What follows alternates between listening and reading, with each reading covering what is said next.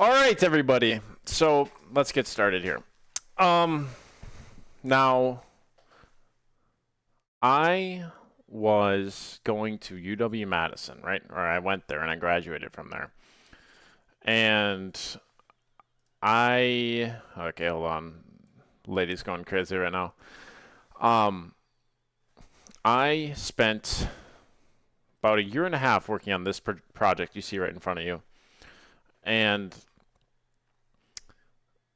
this is basically what I sought to do is take what he wrote and not say, oh, this is how government should be organized. Oh, this is how so and so should be, but give you a practical reason to actually want to consume what I wrote. So I wrote a political philosophy in the form of like a prescription for how you could orient yourself with the government, the state, to live a better life. Right? And it's like, it's more about giving you your tools instead of telling you directly how it should be done. But that is what this is written for. We will be going into some of the more common ideas of Friedrich Nietzsche before we get into my actual argument, because I think it's important to understand. I want everybody to read it. Okay? Just a little bit about his life here. He was the oldest child of a pastor and a daughter of another pastor from another village. Then he was born in 1844 on October 15th. It's actually kind of funny that I'm literally reading this 2 days before that. What happened to the stream tags? I don't know. 5 years after Nietzsche was born, his dad died. Anything else that's super important? He was in the army, and he was discharged after a year. He served as a medic, and that same year he met Richard Wagner, whose music we're listening to. At 24 years old, he was appointed to the chair of classical philology at the University of Basel, and he's one of the youngest philology professors ever. He renounced his Prussian citizenship in 1870, and he was stateless the rest of his life, meaning like he didn't identify with any nation state. So like right now I could say like, oh, I'm American because I live in the United States. But like he renounced all of that. He didn't identify with any country. 1871, his health deteriorates as he's working on more things, and his ill health then led to a collapse on Christmas in 1875. Basically, he's battling his health all this time. He'll have periods where he's healthy and where he's not healthy. And the periods where he's healthy, he would just like push out his best work. And a lot of his stuff was like comparing the contrast between just like him being so fucking sick he couldn't leave his bed and his freedom that he had afterwards, that he was like, holy, I really gotta appreciate these moments where I'm not fucking in bed, because I don't know when the next time I'm gonna get deathly ill is.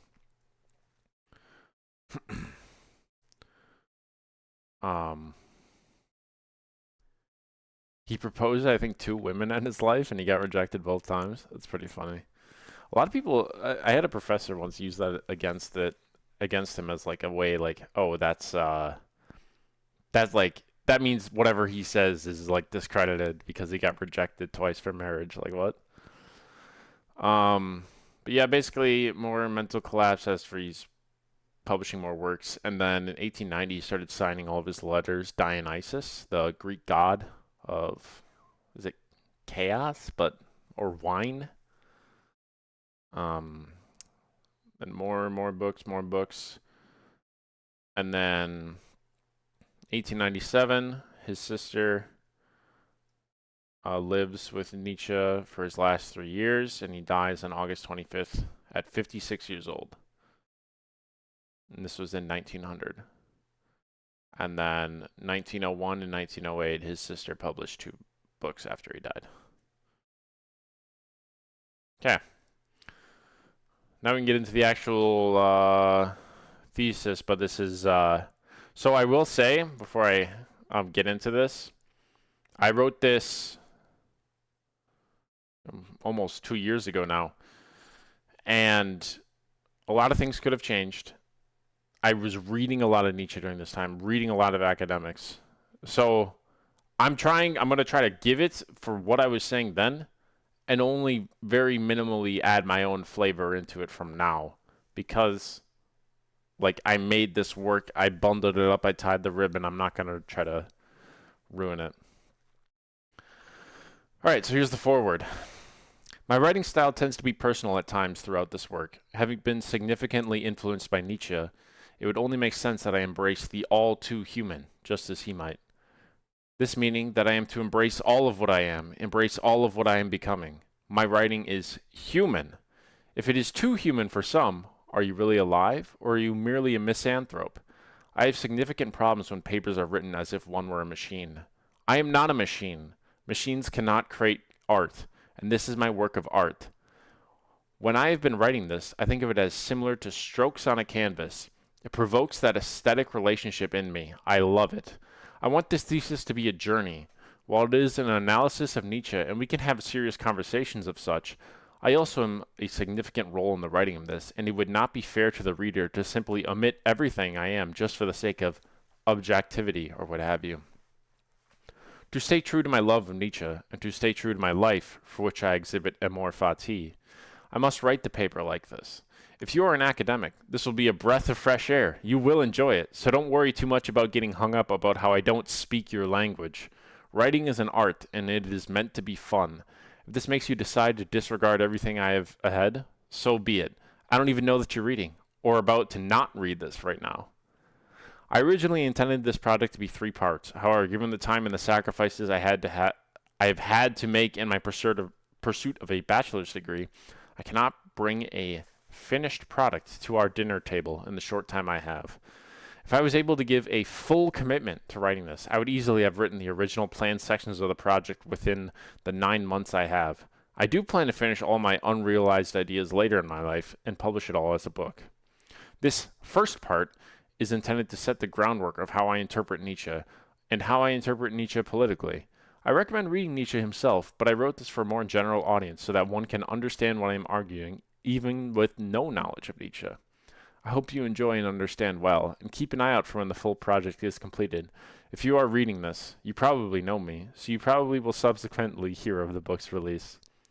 Giving you the sun from the warmest February 8th of my life. Preston.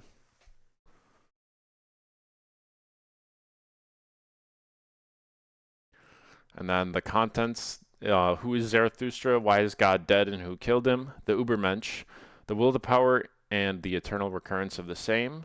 And that's all the recap, or like to prep you for what I get into.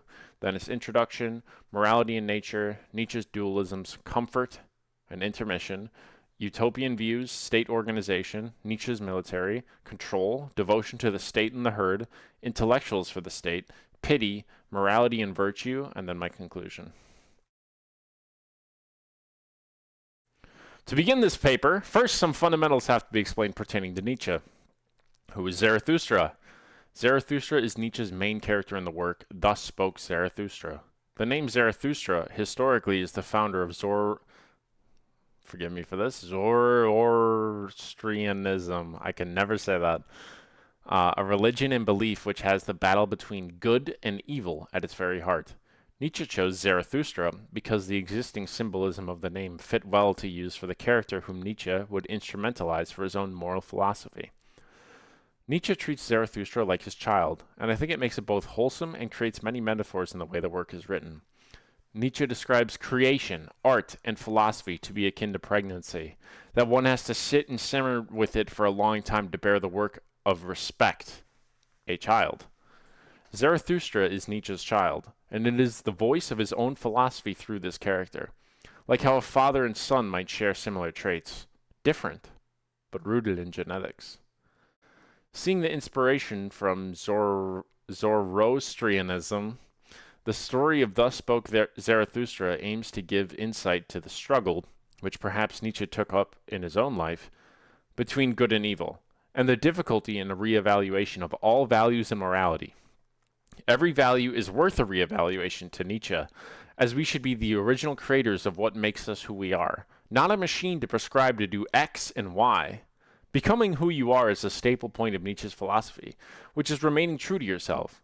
This goes hand in hand with a renunciation of the definitions of good and evil, because sometimes what is your most true and authentic self will not be good or evil, or might be very evil. It all depends on what you are, who you are. Finding what one is, a difficult task, but joy is at the end. In this way, Zarathustra's character arc is like therapy. His goal, his struggle, all worked out through the text. Of course, with some things still left unfinished and to fate. He is a character constantly reevaluating his life choices and who he is, in order to remove these filters of who he is not. The process of the becoming of Zarathustra is removing all societal, self-inflicted, moral, etc. filters and truly becoming what you're always meant to be, yourself. This is basically a deeper version of the common "be yourself" rhetoric, of course applied to morality and such more vehemently. Why is God dead? And who killed him? Probably one of the most quoted, familiar, and misinterpreted ideas of Friedrich Nietzsche, that God has died and is dead. Now here's a passage. God is dead, God remains dead, and we have killed him.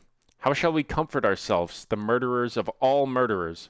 What was holiest and mightiest of all that the world has yet owned has bled to death under our knives. Who will wipe this blood off us? What water is there for us to clean ourselves? What festivals of atonement, what sacred games shall we have to invent? Is not the greatness of this deed too great for us? Must we ourselves not become gods simply to appear worthy of it? The quote introduced must be understood as consistently throughout this work I will be referencing the tragedy of the European God dying. By European God, I mean the Judeo-Christian God, with all its delineations too. Any other gods, I believe, would be dead for the same reasons Nietzsche displays, but I will not be extending my argument to anything but our European God. I believe there would be no issue to do such an extension if one wanted to. So who killed God? Science is probably the largest suspect for God's death. Scientific advances slowly pushed a knife deeper into God's chest. From studying the stars to the Galapagos, the stories of the Bible are much harder to believe, like that the universe was made in 7 days, or that it is only a few thousand years old.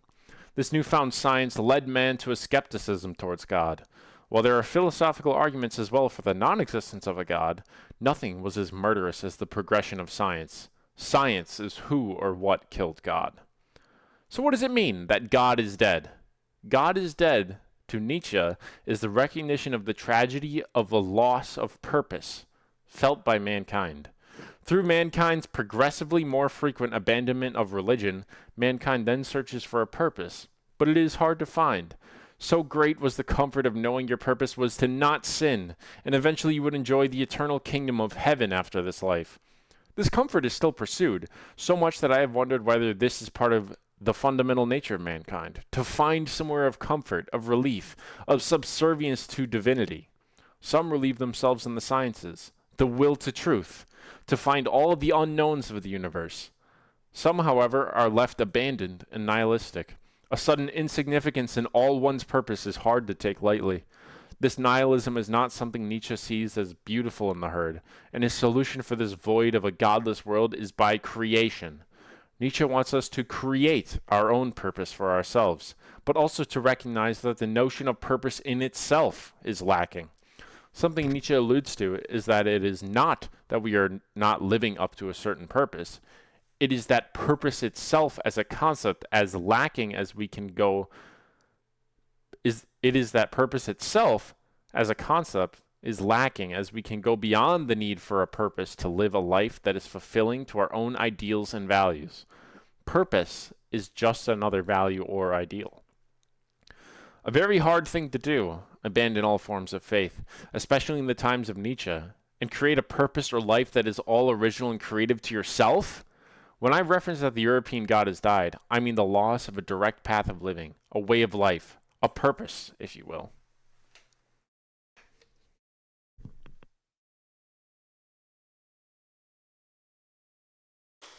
The Ubermensch. Ubermensch is best left untranslated. When Nietzsche's books are translated into English, they commonly change it to Overman or Superman. With either of the English translations, it takes away from what it is. Additionally, it creates strange associations when it is translated to Superman, as I instinctively think of a blue and red tights wearing muscular man. Ubermensch is an idea originally posed by Nietzsche, and the word is his concept. It makes no sense to translate it. For this reason, every instance of Overman or Superman in the English translations of Nietzsche's books have been changed to Ubermensch when quoted. To define Ubermensch is already a huge disservice to the concept. To say X or Y defines the Ubermensch does not allow it to express one of its fundamental ideas, that it is of one's own creation, meaning that my Ubermensch and your Ubermensch will be different. I will argue that there are some fundamentals that all definitions have to have, but I invite you to disagree if you think that it is wrong. The reason it is unique to every individual is because one of the fundamentals is that it is of one's own creation. Okay, hold on. I just realized that I don't have the chat on screen on the, or my alerts, actually. Let me just add those real quick. One moment, please.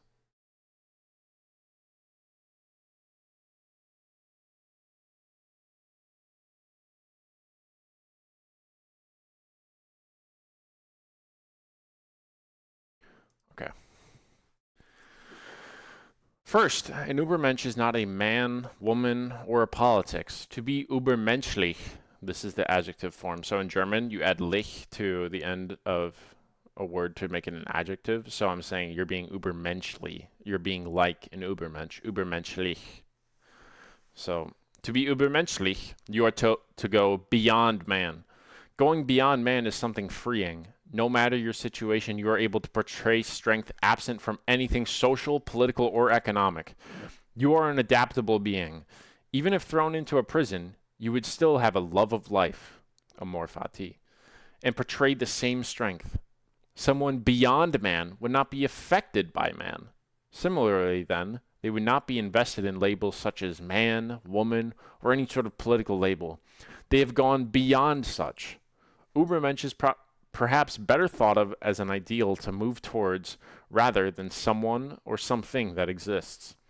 One is said to be striving towards the Ubermensch in Nietzsche's texts, and a person or character never is the Ubermensch. It is a journey, not a static position. It is a becoming, not a have become. Second, an Ubermensch is a creator in that they can make anything artful out of their situation. Life is an art. They make beauty, they see beauty, and they have a constant aesthetic relationship with the world. Aesthetics is the label of one's feeling of beauty with an object. Beauty is both created and seen by an Ubermensch. To avoid going against the core of Nietzsche's philosophy, I will not define the Ubermensch any further than this. Now, I would like to also add one thing. The aesthetic relationship with the world, with the Ubermensch, I'm actually going to open up Paint for this. You guys get to get this drawing. Okay. Put that right there. So, imagine this is you, okay? Little Chungus, okay? Now this part of you, and this part of you, okay? This is you, and this is the object.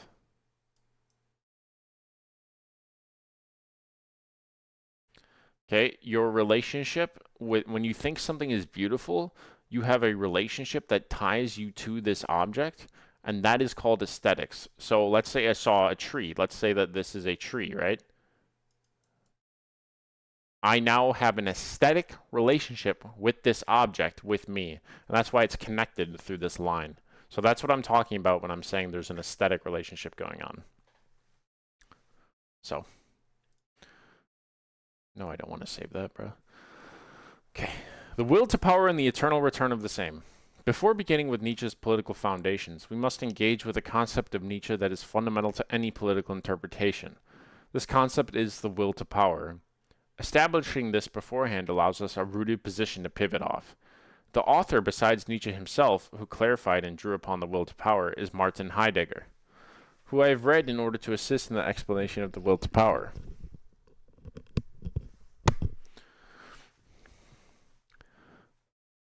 Where did I leave off? Establishing this beforehand allows us rooted. Who I read in order to assist in the explanation of the will to power. Beginning with, the expression will to power designates the basic character of beings. Any being which is, insofar as it is will to power. Any being which could be you, me, a bee, or a tree, is in its essence of to be, will to power.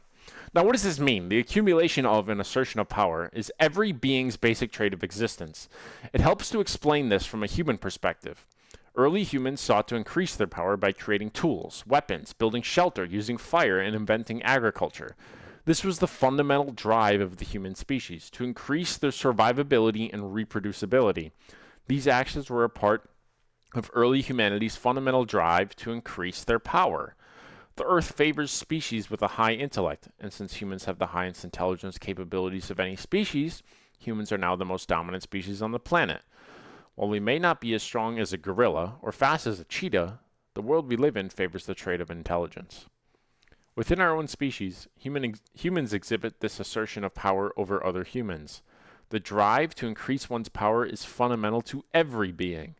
The will to power is why there is no end to advances in humanity, despite us being very capable, as is, of surviving and reproducing. And here's a quote.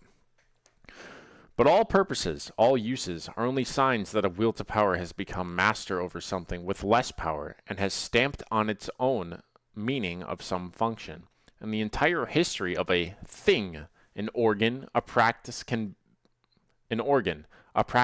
by this process be seen as a continuing chain of signs of constantly new interpretations and adjustments, whose causes need not be connected to each other. They rather follow and take over from each other under merely contingent circumstances. Any thing, function, or idea has all been created by power. Power is the creative essence of the universe. This continuing circumstance, this forever continuing circumstance, is the will to power. But let's not stop at just living beings as we have done so far. Everything exhibits the will to power.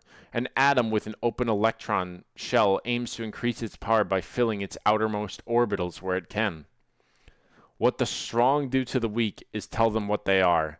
This is where Nietzsche can be used by animal rights activists. Those with power are the ones who give things names, labels, rights to the weaker. For example, a pig having rights or interests is firstly something given to them by the powerful species, humans. We created the language and used this language to assert an ownership over how this pig's life will play out. Their rights and interests are not determined as a pig might think it, but as a human would. I might say it is in the pig's best interest to be a domesticated animal as we guarantee its survival, but we could not possibly know what the pig's true interests are. This example is how the powerful use an imperialistic application of my own interest for what they think the pig wants, or to determine its life for the most utility to the powerful. Within the conception of the pig's interests, it is impossible to know if it is really their interest. As the human relations of power developed, so do the identities of all things, functions, and ideas. If a bunch of vegans overthrew a power responsible for culture and language, or treatment of animals in vocabulary, philosophy, etc., would change as a result. The labels and rights to something come directly out of whoever is in or has power. This repeated assertion and accumulation of power is the same essence of all beings who have lived and who will ever live. This repeating event of all beings, this recurring, is yet another Nietzschean concept. This is the eternal recurrence of the same, originally posed by Nietzsche in the Gay Science.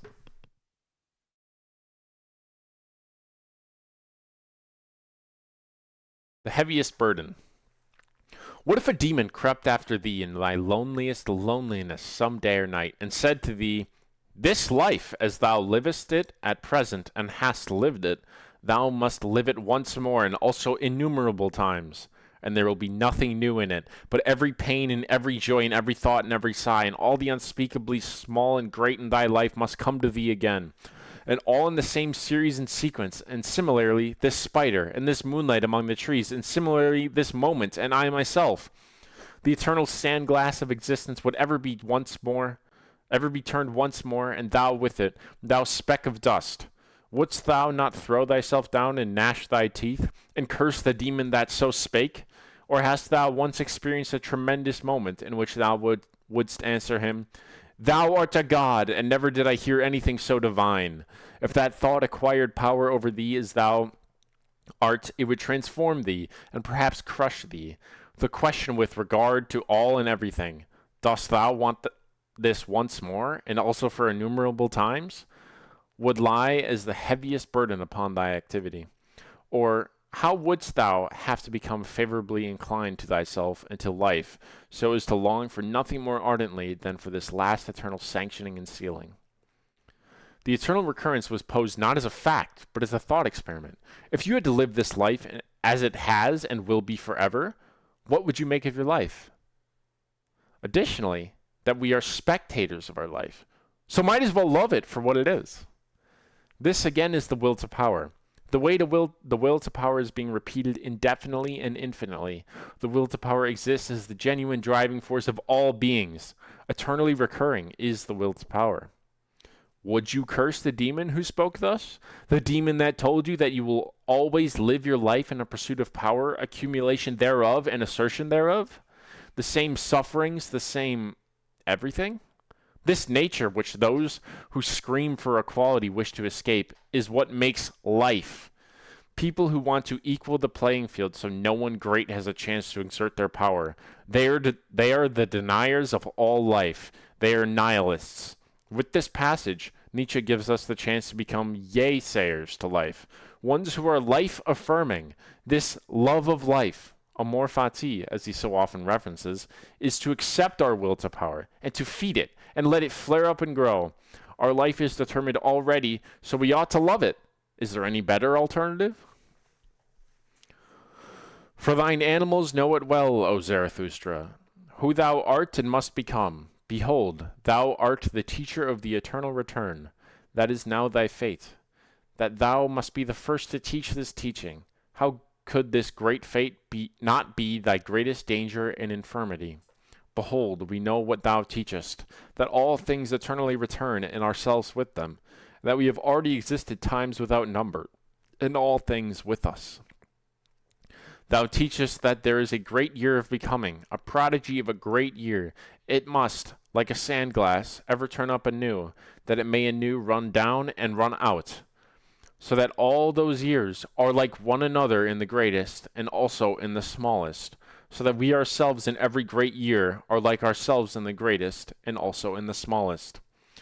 I have underlined where these two concepts merge, and all things with us, to show that every being, not just the human being, Dasein, and every being again, no matter its current power, are like one another in the greatest and also in the smallest. As bacteria, fungi, or whatever small beings you can come up with as examples, they all exhibit the will to power. We now know that everything exhibits a will to power. For if atoms are drawn to each other to increase their power, we are just already assembled atoms doing the exact same thing. People try to separate humanity from the laws of nature, but perhaps that is also a denial of what life really is. Given power in the context of an economic system, a state, or a government, there exists exploitation of labor. Exploitation is a way for those in power to accumulate more and more power. It is a natural phenomenon, and we ought to love it rather than sit down and curse it. Power accumulation never ends. Nobody can escape the most basic characteristic of the will to power. Many times you will hear, humanity will never rest. This is because of the will to power, as we are never content with any position our species holds. Some will try to rid the world of all exploitation, not remembering that the basic essence of all beings, that all beings will always seek more power and always assert it. Everywhere one enthuses, even under scientific disguises, about coming states of society in which there will be no more exploitation. That sounds to my ears like promising a life in which there will be no organic functions. Exploitation does not pertain to a corrupt or imperfect or primitive society. It pertains to the essence of the living thing as a fundamental organic function. It is a consequence of the intrinsic will to power, which is precisely the will of life. Granted this is a novelty as a theory, as a reality, it is the primordial fact of all history. Let us be at least that honest with ourselves. Let me get some water here quick.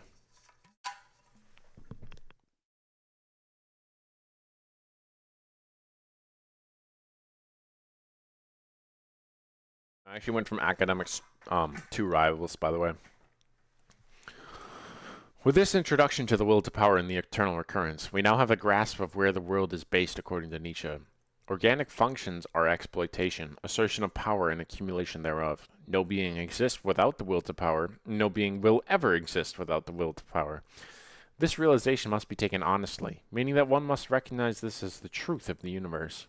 Once you honestly realize this as the truth, those who scream for democracy and equality may live less angry and negative lives. They may find more fulfillment in their lives as they are, but perhaps they are just weaker, and perhaps they are destined to be this way. It is not our concern. Alright, so we got, I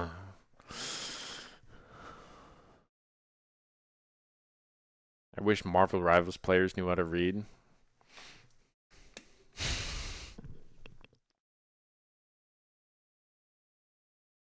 Yeah. Okay, now we're finally getting into the actual introduction here.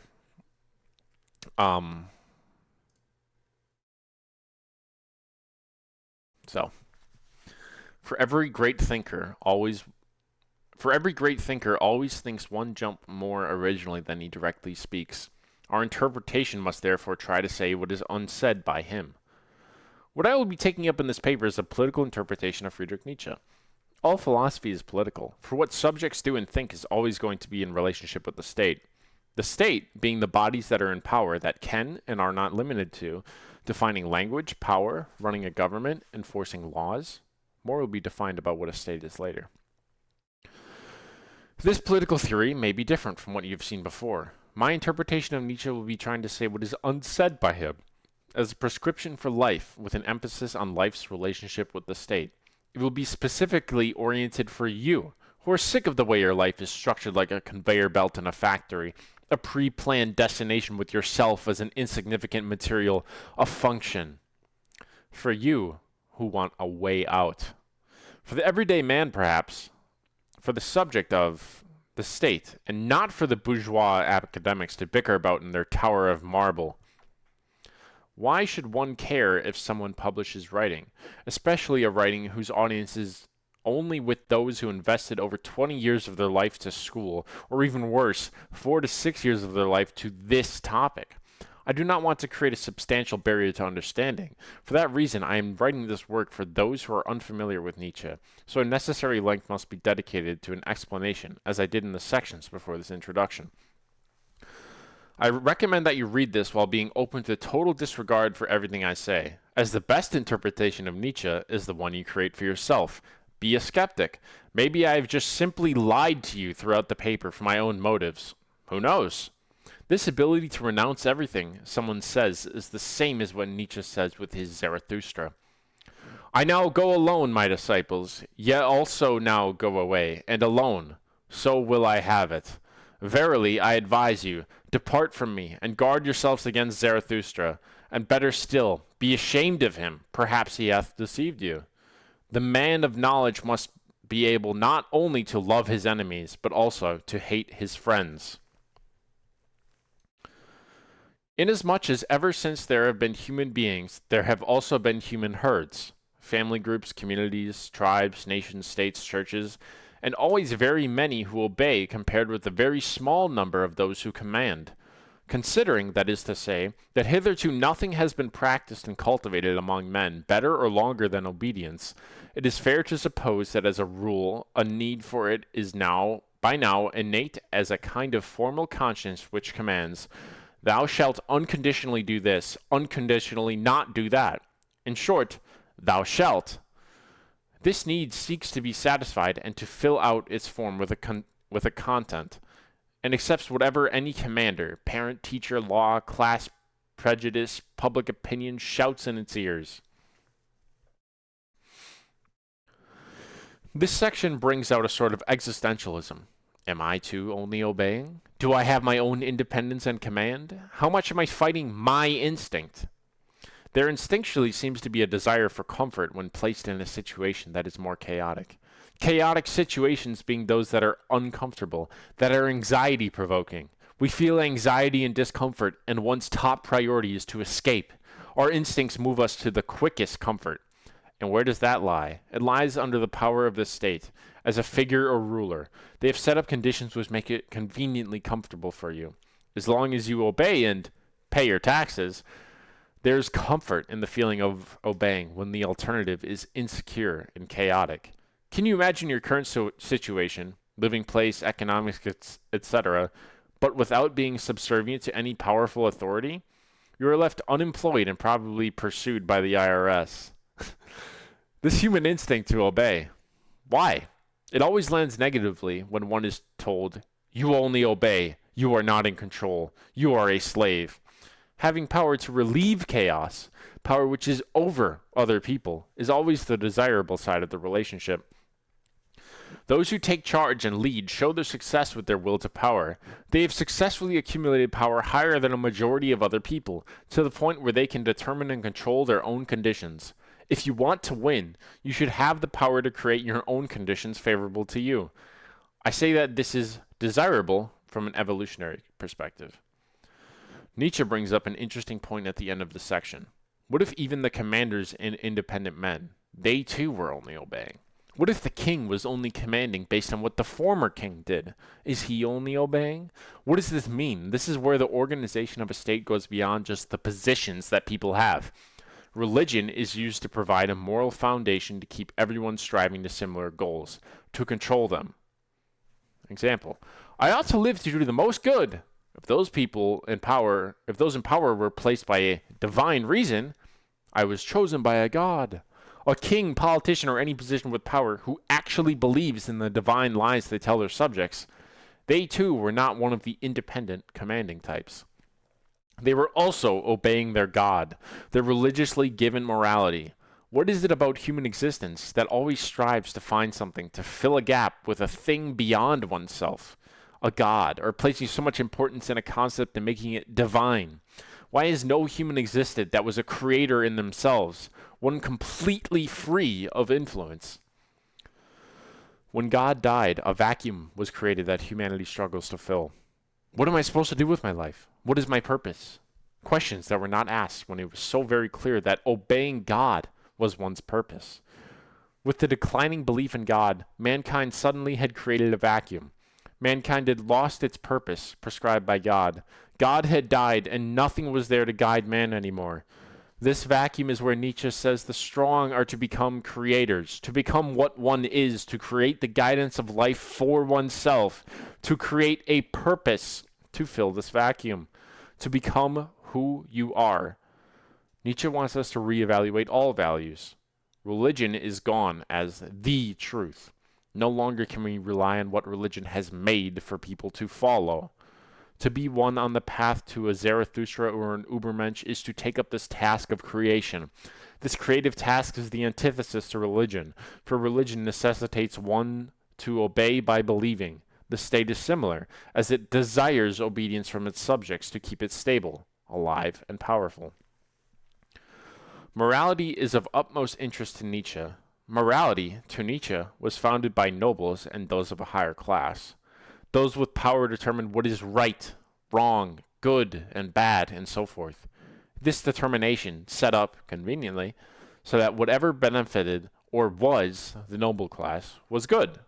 Whatever the peasant or lower class did or was bad. Those who were unruly, meaning they did not contribute to an orderly society, of course, were also bad. Those who threatened the stability of the regime, government, state, also, of course, bad. Eventually, the lower classes tried to use the same moral code of what was good and bad against their oppressors. But the oppressors were the ones who created this moral rule system, so they can break it too. This reach upwards morality is called slave morality. That's like if you said, oh my god, I can't believe this US president is bombing the Middle East again. They fucking are the ones enforcing this morality. They can break them freely. The moral value distinctions have arisen either among a ruling order or among the ruled, the slaves and dependents of every degree. In the former case, when it is the rulers who determine the concept good, it is the exalted, proud states of soul which are considered distinguishing and determine the order of rank. It should be noted at once that in this first type of morality, the antithesis, good and bad, means the same thing as noble and despicable. The antithesis, good and evil, originates elsewhere. The noble type of man feels himself to be the determiner of values. He does not need to be approved of. He judges what harms me is harmful in itself. He knows himself to be that which is general, first accords honor to things. He creates values. Everything he knows to be part of himself, he honors. Such a morality is self-glorification. The noble human being too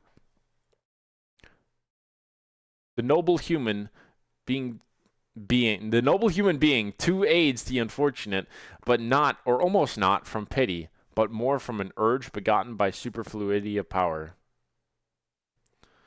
What this introduces is how those with power, either born, nepotism, or made, are the creators.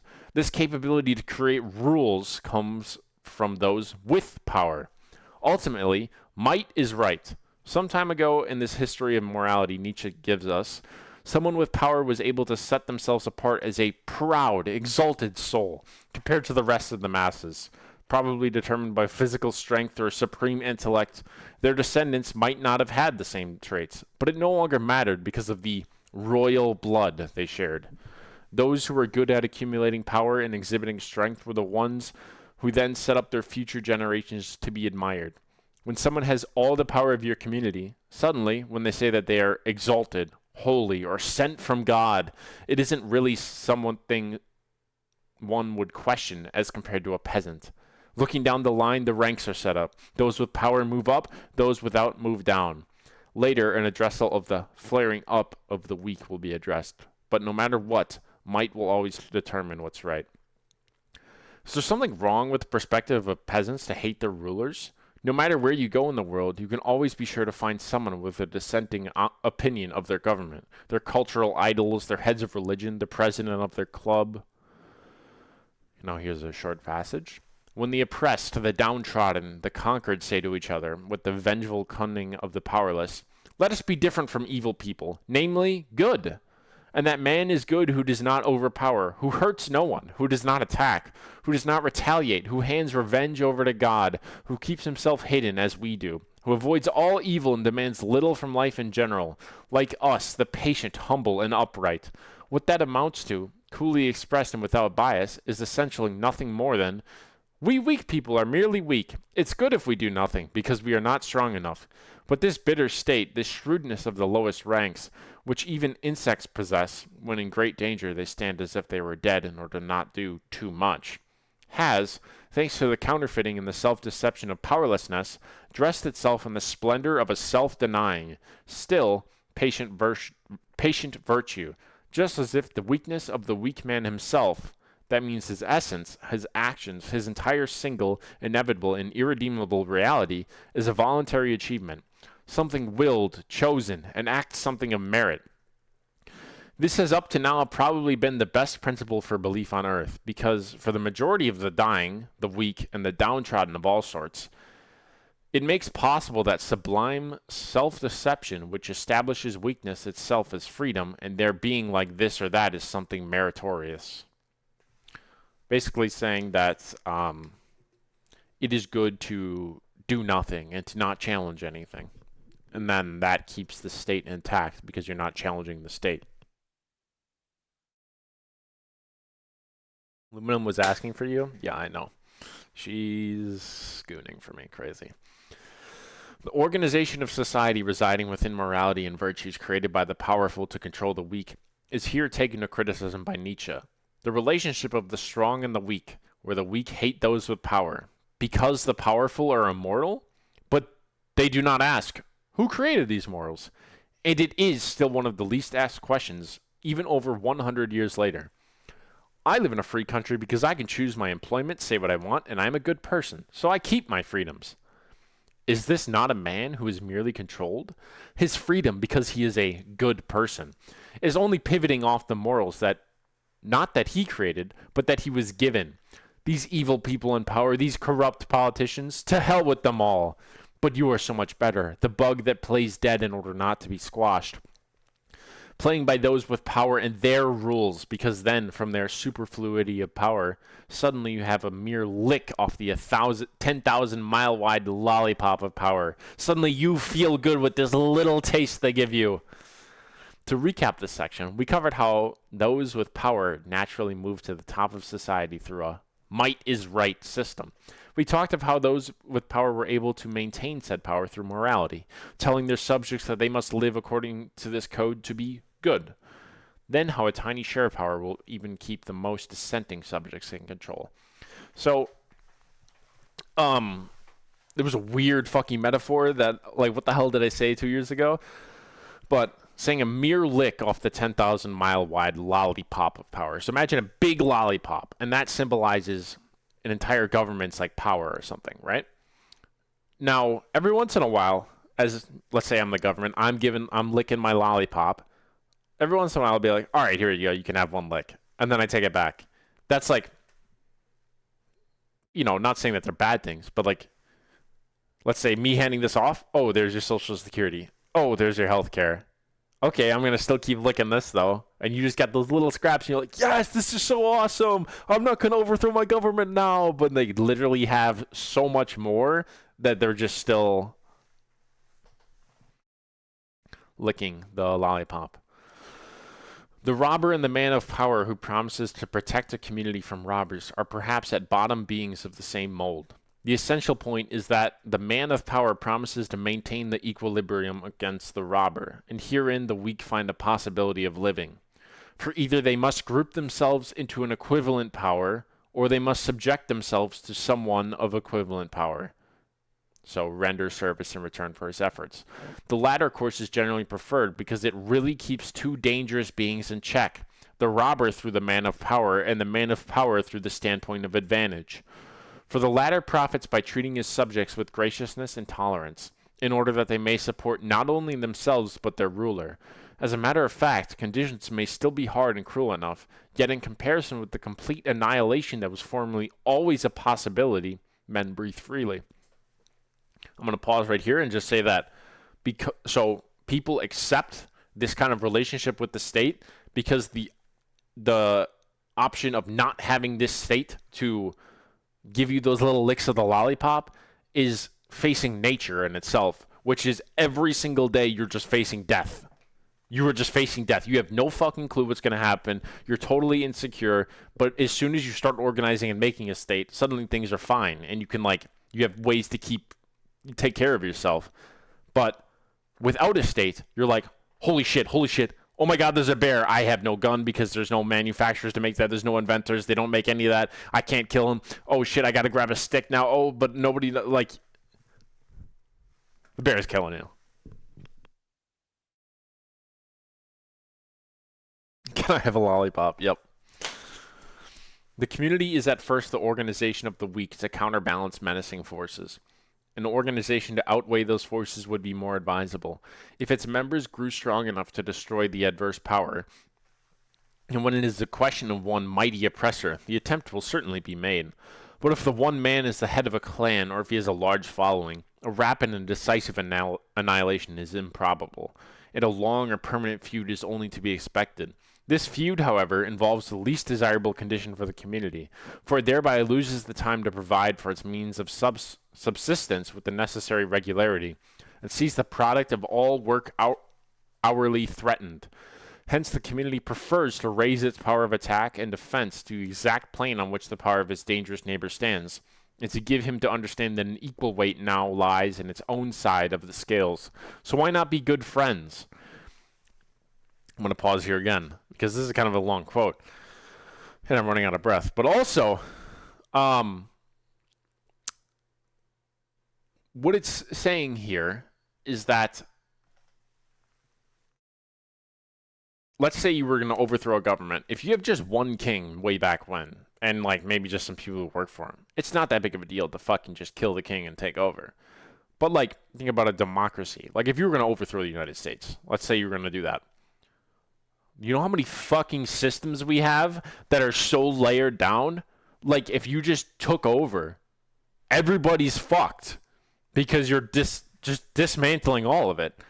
So then your new little power thing that you did, the new little power grab, people are just going to fucking hate it because they don't have the same shit they used to. So you got to build up your power to be like the same as the one you're trying to overthrow. So when you flip-flop, or when you go over, people don't have this big vacuum of like, oh, fuck, where am I going to get my groceries? Because I didn't want to go to the groceries to get my fucking meatloaf or whatever the fuck. What do you buy at the grocery store these days?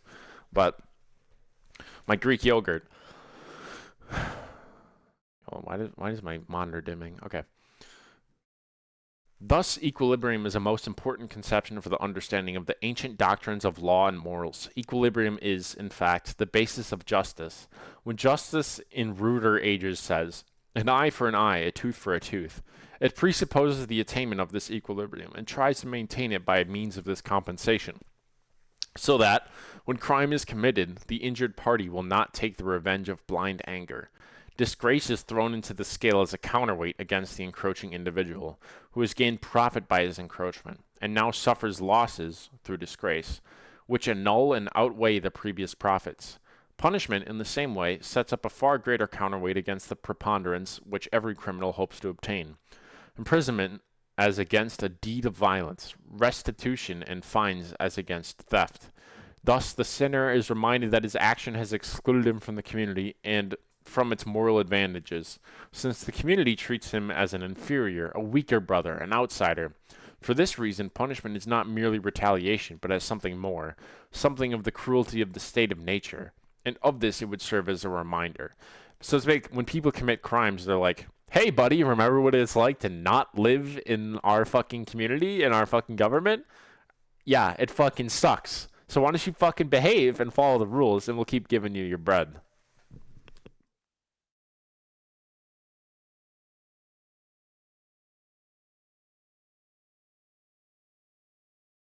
Contesting those with power requires an equal or greater force of an opposite power. So normally, this is not something that would ever be left to the individuals of a community or society to take up. However, when they band together, their individual insignificant powers add up and pose a challenge to the state. This is why collective action has been paraded as the most effective means of making change. But that is a hard thing to do. Gather up a mass of people to contest what gives them security. Nietzsche says then that what is much preferable is entering into a relationship with the one of power. This keeps both the most dissenting and the ruling class content. The superfluity of power will benefit the unruly citizen, guarding him from the dangers of nature and giving the advantage of ruling to the class of power. This is the power relationship to be explored here. The idea of usurping existing power, only comes with a successful future if someone were to pose a counterbalance of power, or a greater power. The biggest issue with revolutions is that they jeopardize the comfort, security, and work of the previous society. So for a revolution to be successful, the revolutionary must account for that with its own power and its own ability to give comfort to the rest of the subjects. This power is needed, first of all, because they have to break the might of the former state. Secondly, because they are forming a new state. I suppose it doesn't have to always be resulting in a new state. For this example, it's going to be. In chaos, one seeks more comfort instinctively. This could lead to problems with the revolutionary, as former subjects of the old state might try and undo their work if they are not guaranteed similar or more comfort compared to before. Now imagine how hard it is then for any global superpower today to even come close to falling via revolution. It is impossible without severe blunders on behalf of a superpower. Like, nobody's ever overthrown the United States, bro. That shit is just never happening. or like China. Like, it's not happening. It will never happen again.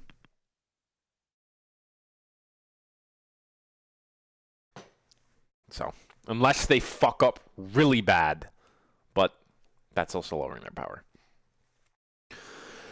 This equilibrium between the state and the subject is maintained via morality. Nietzsche's rhetoric on morals gives us the understanding to confirm this. For when one acts bad or wrongly, suddenly these rules and divine laws set in place act as a mechanism to punish the bad sinner that involves no exertion of power from the ruling nobles. The existence of morality has the subjects punish each other through their own weaker forms of power, later reinforced through policing. This code both prevents, in order not to be a sinner or bad, and disciplines, you have sinned, repent, bad person, and excludes him from what the society provides, as the society has been founded on the nature of morality. At this point, morality has become so much of a given, it acts as though it were a natural thing to exist. Slave morality, where one criticizes the powerful with morality that they made, is extremely prevalent today. The will to power would push us to have a respectable or elevated status in a community. With an elevated status, we can then gather material benefits through said community. Again, it is evolutionary. It makes sense then that when a community prefers to be moral, one would have to consciously make the decision to be immoral. For when someone is acting immoral, they are excluded. They are an outsider. They lose the benefits of being moral.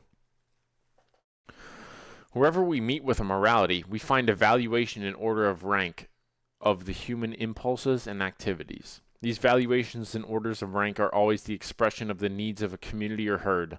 That which is in the first place is to its advantage. By morality, the individual is taught to become a function of the herd and to ascribe to himself value only as a function. Morality is the herd instinct in the individual.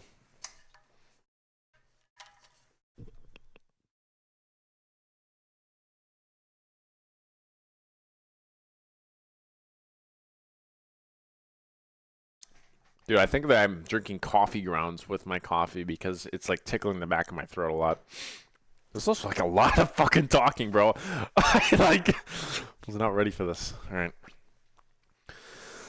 The morality of the slave is a herd instinct. The instinct of one to live within their community, to live normally to receive the benefits of society.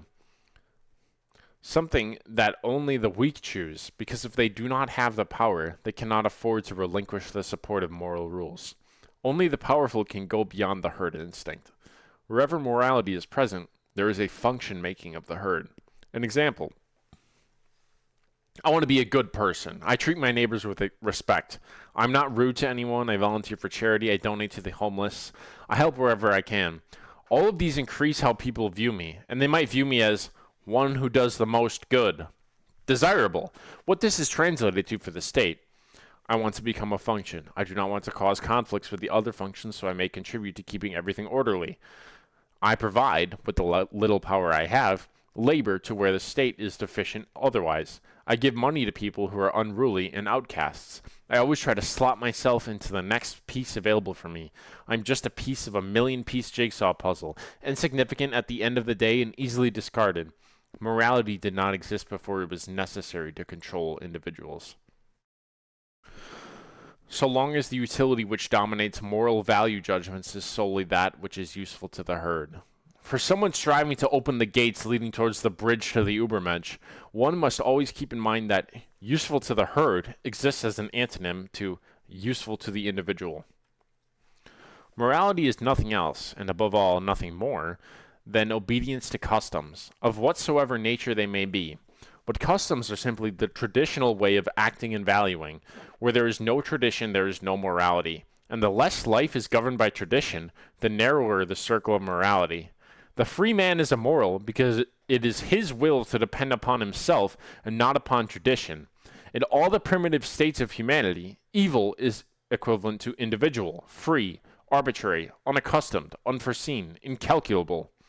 There's freedom to being evil, immoral, or amoral, because they are not always depending upon themselves and because they are always depending on themselves and working for themselves, something not useful like a tool to the herd. This is always counter to controlling forces of virtue and morality.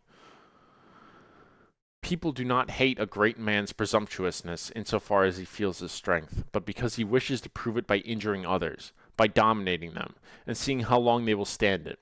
This, as a rule, is even a proof of the absence of a secure sense of power, and makes people doubt his greatness. We must therefore beware of presumption from the standpoint of wisdom. This is a quote I often think about when it comes to native assimilation in the United States. For the early developed states, the first thing to be developed was not their propaganda apparatus, but their military. The weak states, societies, tribes, and whatnot exert militaristic force over others when their power is insecure. Their propagandizing, moral machine makes the state secure and strong. How? We saw this later in the United States' development by putting Native American children through their state schooling to integrate them into a U.S. or white society and demolish their native society. It is much less of a risk to human lives to educate and to inoculate thoughts in those you wish to oppress. This way, the natives keep themselves repressed.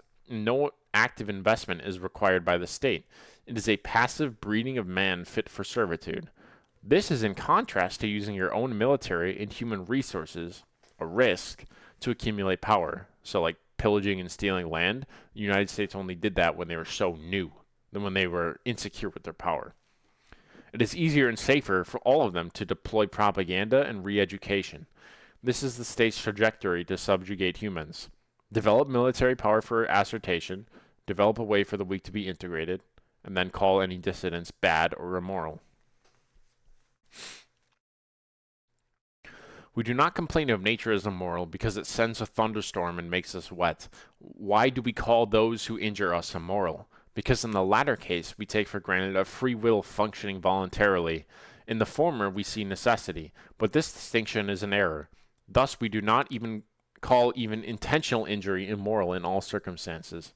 For instance, we kill a fly unhesitatingly and intentionally, only because it's buzzing annoys us.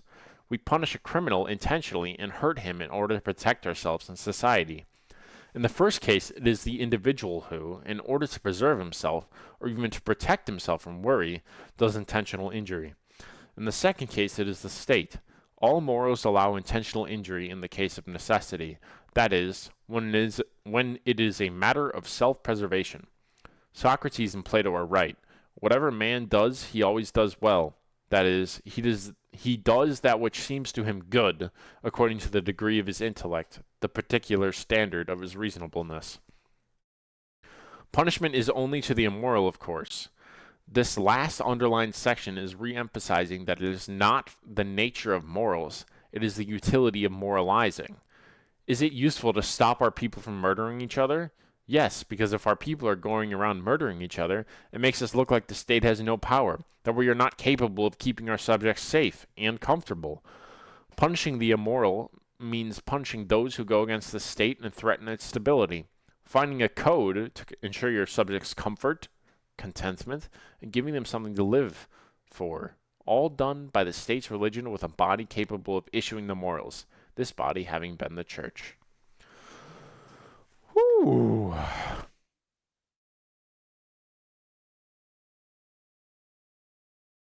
Okay, let me hydrate quick.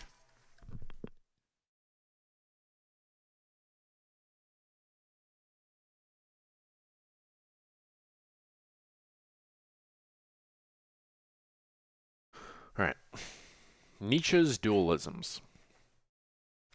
The Greek god Dionysus is very important for Nietzschean philosophy. An adjective forms as Dionysic, and later in his life when he signed his letters, Dionysus. Nietzsche uses Dionysus as a metaphor to explain the relationship between creation and destruction. Both exist as necessary to each other. Destruction must happen for creation, and creation must happen for destruction. They exist in a dualism. Dionysus as a god represents chaos, pleasure, and ecstasy. Dionysus is one side of a coin, and its opposite is Apollo. Nietzsche talks of the Dionysic and Apollonian as opposites, but necessary to each other, meaning that chaos, pleasure, and ecstasy cannot exist as Dionysic without the order, logic, and rationality from Apollo and the Apollonian. With life, we also experience death. With torment, we have bliss. With suffering, we have prospering. With love, hate, peace, and war, melancholy, and manicism. Yin and yang. Destruction, death, suffering, oppression is all necessary in our world. The life-affirming response to suffering is to ask for even more suffering. For greatness will rise out of the ashes of suffering. Suffering must exist. So to those who wish to abolish suffering, you are nihilists. You deny the natural process of life. No matter what happens, the strong will rise to the top. They will not suffer to the same degree as the weak, but their position was granted by power. Their position is right in the universe.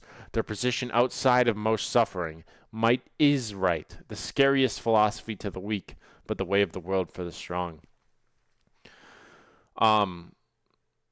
Suffering also is very subjective. Like, I could have, like, let's say I get my fucking tires popped or something, and then I have to, like, fucking work more to pay for, like, rent or something because I had to spend, like, $800 on tires. Like, I'm suffering then. But because of out of that, because I had to suffer through all that work, like, I come out stronger with more money, which then is able to cover my tires being popped. All that this hierarchical worldview is nature. Actions have been predetermined a certain way, and we are merely spectators to sit and, as Nietzsche advises, enjoy it. Dionysic art, too, wishes to convince us of the eternal delight of existence. It wishes us to acknowledge that everything that comes into being must be prepared to face a sorrowful end. It forces us to look at the terrors of individual existence, yet we are not to be petrified with fear. A metaphysical consolation rests us momentarily from the bustle of changing forms. For a brief moment, we really become the primal essence itself, and feel its unbounded lust for existence and delight in existence. Now we see the struggles, the torment, the destruction of phenomena is necessary, given the constant proliferation of forms of existence forcing and pushing their way into life, the exuberant fertility of the world will. For all our pity and terror, we are happy to be alive, not as individuals, but as the single living thing, merged with its creative delight. There's always a balance in this world. Suffering must exist for anyone to be happy, great, or übermenschlich. This is foundational for the state, because if Nietzsche were to idealize a state, it would not be one based on equality for all, but rather competition, where the strongest and most powerful rose to the top. However, there would be no need to set up such a state through anything legislative or organized. The will to power, the rule of the universe, has already determined that the nature of the world is that the powerful will rule and the weak will not. The state already is this way. In evolution, the best, strongest genetics survive and the weakest genetics die off. The world is already one of evolutionary nature, and we are not able to change that.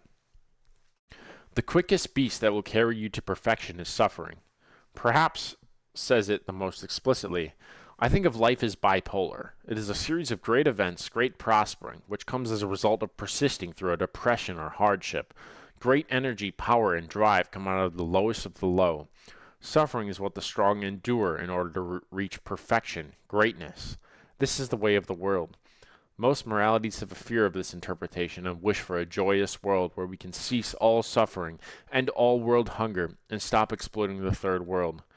Anyone invested in morality is just wearing a mask at this point, because nobody wants to break up with the pleasures and treasures of exploiting and abusing others. This reality does not care what you think or idealize as a better world. This reality just is. Thinking of Dionysus again, Dionysian cult members lived closer to the idea of the Übermensch, perhaps a reason of inspiration for our beloved. They exist as minorities that were self-funded and self-structured to a well enough degree as to be recorded as a genuine concern to the overall control of the state. For us, however, it is a matter of irrelevancy to have a revolutionary nature. We needn't base the value of our existence off an external entity. More on this later. Oh my god, this is a lot of reading, bro.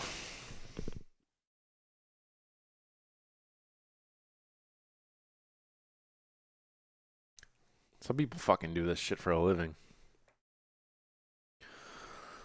We doing this every Monday? Nope. Pity for you, that to be sure, is not pity for social distress, for society. It is sick and unfortunate. For the vicious and broken from the start who lie all around us. Even less is it pity for the grumbling, oppressed, rebellious slave classes who aspire after domination. They call it freedom. Our pity is a more elevated, more far-sighted pity. We see how man is diminishing himself, how you are diminishing him. You want, if possible, and there is no matter if possible, to abolish suffering. And it really does seem that we would rather increase it and make it worse than it ever has been. Well-being, as you understand it, that is no goal. That seems to us an end. The discipline of suffering, of great suffering. Do you not know that it is this discipline alone which has created every elevation of mankind hitherto? That tension of the soul in misfortune which cultivates its strength, its terror at the sight of great destruction, its inventiveness and bravery in undergoing, enduring, interpreting, exploiting misfortune, and whatever of depth, mystery, mask, spirit, cunning, and greatness has been bestowed upon it. Has it not been bestowed through suffering, through the discipline of great suffering? The weak have virtues they latch onto more than others, like how the conglomerate of the weak desires freedom when it is just their will to power at play. Power is able to grant freedom, and it is freedom. The error of the contemporaries is how they think freedom only comes from power within the system, which oppresses them. They want more power, but with the preservation of the state. This is a key distinction. No matter where or what society is formed, it should not be the alleviator of all suffering. A piece of clay must go into the kiln to harden. A man must go through the fire to become great. When we are brought down by those who pity, who are contributing to the degradation of mankind, great suffering is the bridge to the Übermensch. Our hope for mankind is that mankind does not cease suffering, but increase it ever more. Because once a utopian society is made, the alleviator of all suffering, then all that is left for us to desire is our own deaths. All greatness will have ceased. To my friends and contemporaries, would it not be the most appropriate to wish severe suffering upon them? That would be best for them, as greatness would come out of it. The last portion of this quote above, starting with, "In man, creature and creator are united," is simply just beautiful writing. I urge you all to read and reread this section. Nietzsche's Dionysian influence can be seen here, for Dionysus is the one to lead us back into nature, embracing the creature and man, embracing who we are, our instinct. Dionysus would thus liberate man to his most creative powers, elevated to the level of a god, Nietzsche says by including the seventh day as part of the creature and man. Deviating natures are of the utmost importance wherever there is to be progress. Every wholesale progress must be preceded by a partial weakening. For instance, a sickly man in the midst of a warlike and restless race will perhaps have more chance of being alone and thereby growing quieter and wiser. The one-eyed man will possess a stronger eye. The blind man will have a deeper inward sight and will certainly have a keener sense of hearing. What is this existence of a state's policing? Is it not to crack down on the deviant, unstable natures? Surely among these criminals we will have the strong, who will automatically be destroying the stability of society because they must create. Every advance in a society is always crazy and deviant at first. The sun is the center of the solar system, and Earth revolves around it. This deviating idea from Giordano Bruno led him to be burned at the stake. The state always exists in a state of preserving the status quo, or they would otherwise let the strong run rampant. Towards the end of this passage, we are reminded again of strengths that be universal to people. Dualisms will allow one weakness in X area to be a great strength in Y area. This doesn't mean they will have the strength from the dualism that will lead to a better and development of themselves or society. This is merely just a highlight of dualistic reality. Okay, now we're on to comfort. What's the reading? This is my thesis project from college. Nietzschean politics. One who pursues comfort over all else, who never takes risks, who lives orderly, gray and nihilistic. This is the last man. In the belief that he was returning to nature, he merely followed caprice and comfort, with the smallest possible amount of self-control. Everything is colorless, worn out, shoddy, and ill-copied. Everyone acts at his own sweet will, which is not a strong or serious will, on laws dictated by the universal rush and the general desire for comfort. The creation of a state was out of a desire for comfort. This is the state, utilizing its power to give comfort to its subjects in exchange for servitude. A world outside of servitude is insecure, chaotic, dangerous. Subjects born into a well-functioning society need not ever suffer to any notable extent. We already know if one does not suffer, one cannot be great. Why am I watching a lecture right now? Lock in, bro. 9 months, lock in.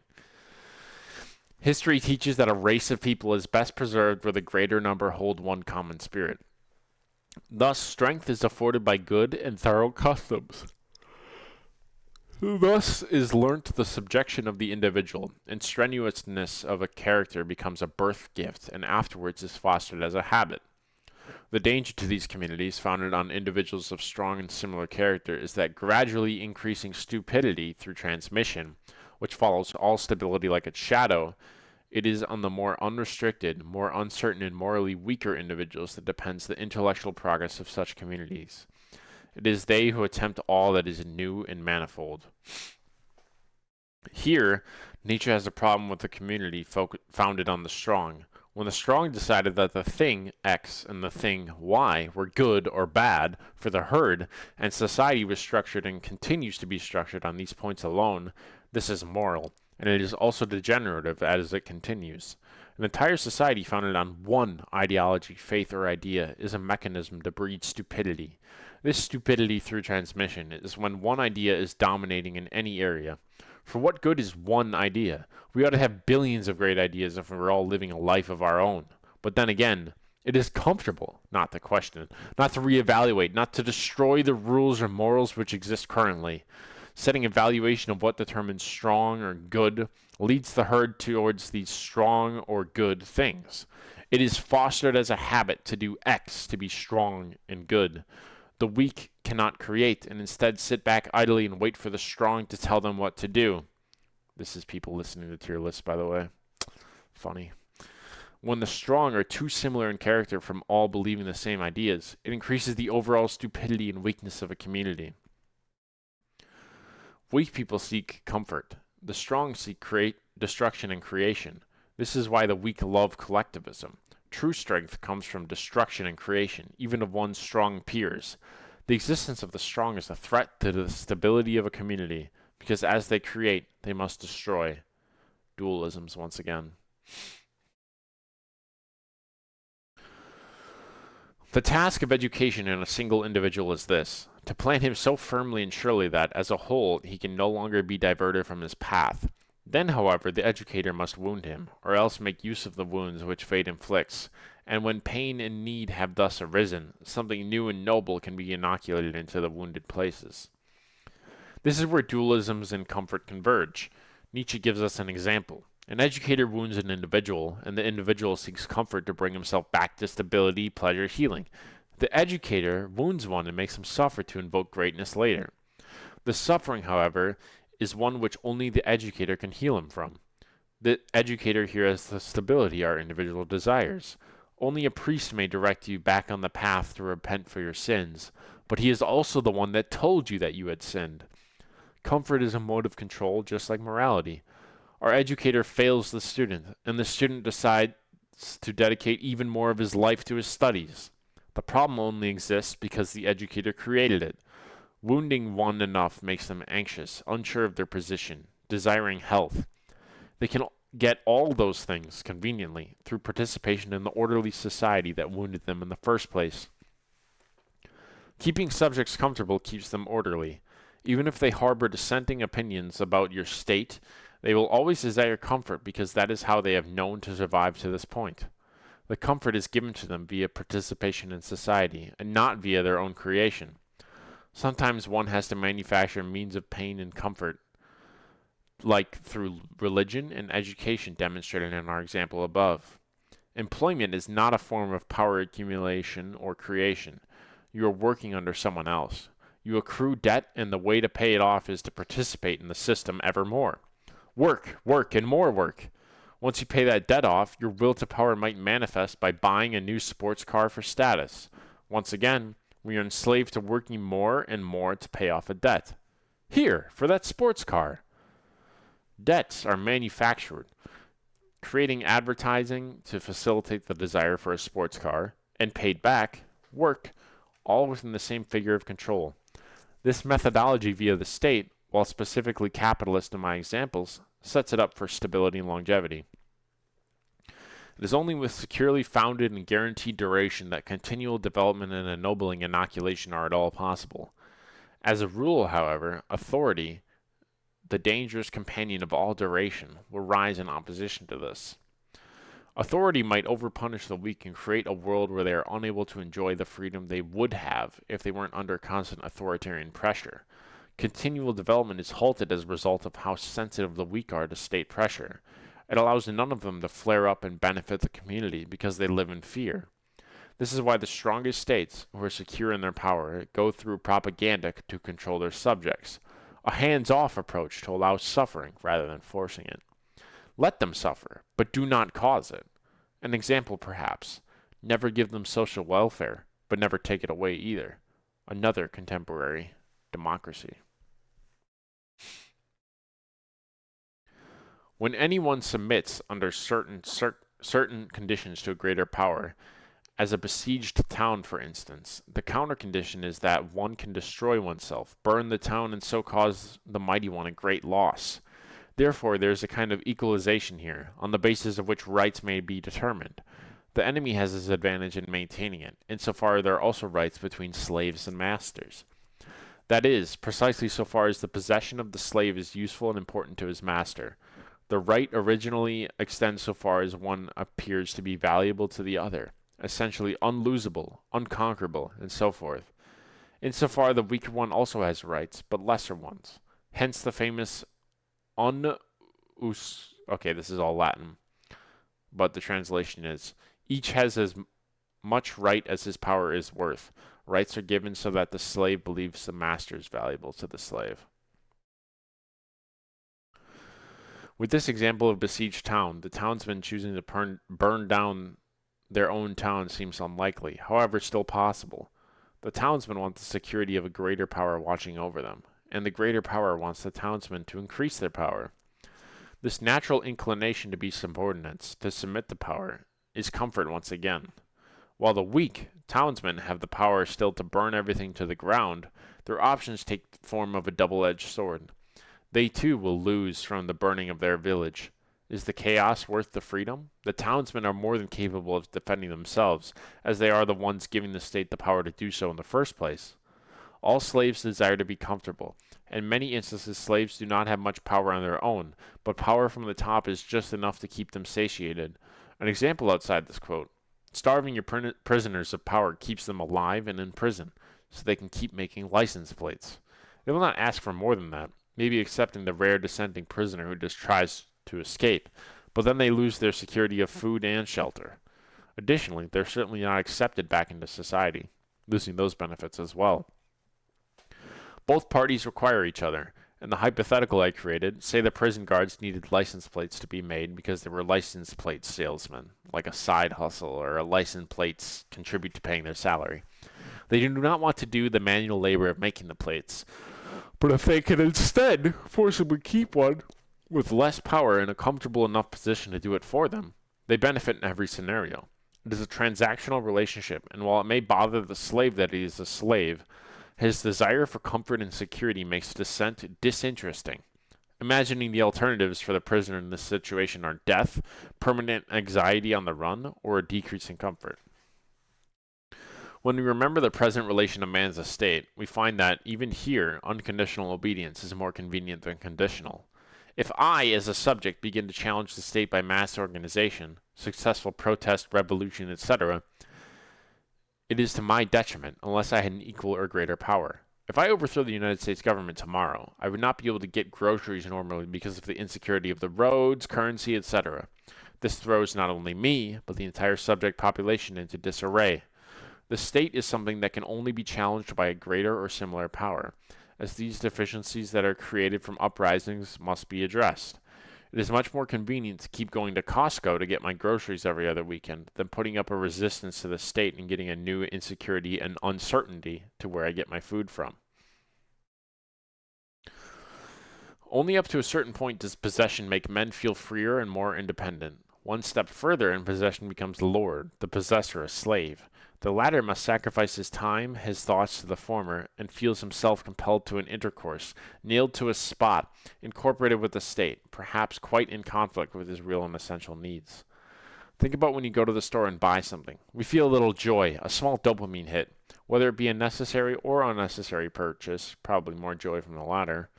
It is rewarding to consume and possess something. It feels great when we have the possession of this object we bought, this exertion of power.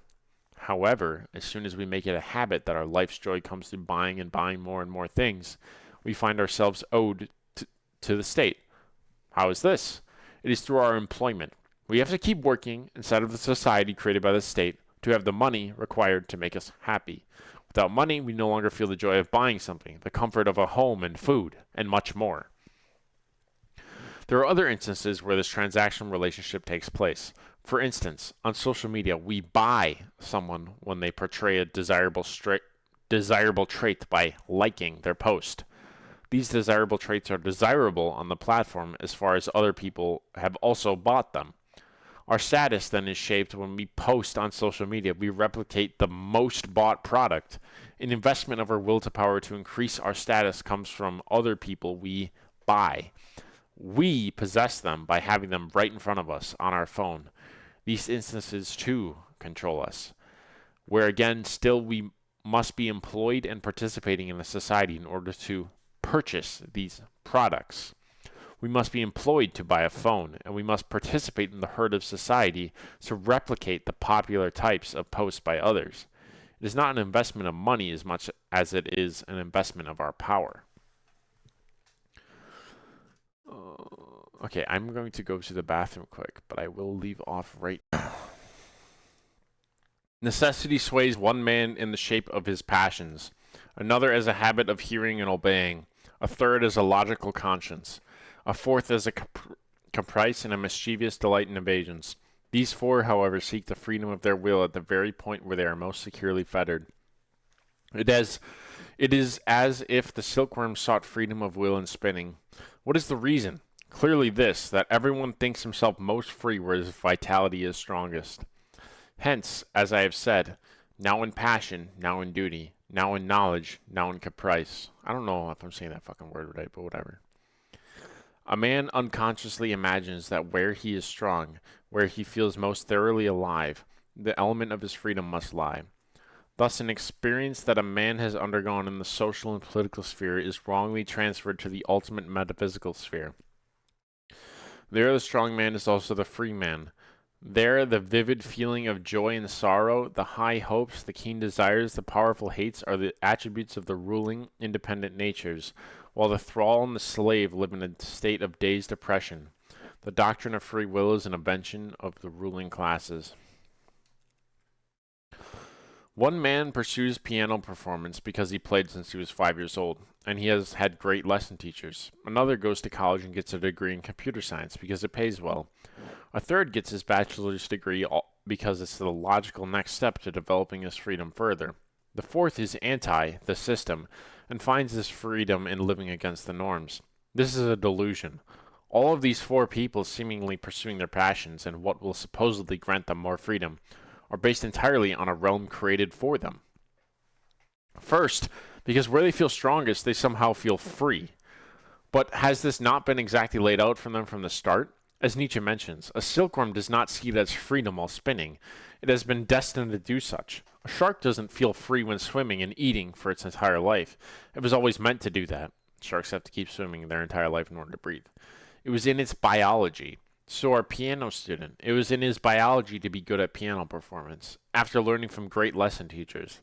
The great lesson teachers were meant to teach the student from their own biology, and it could keep going back further and further and further in history. There is no free will involved with one's fate.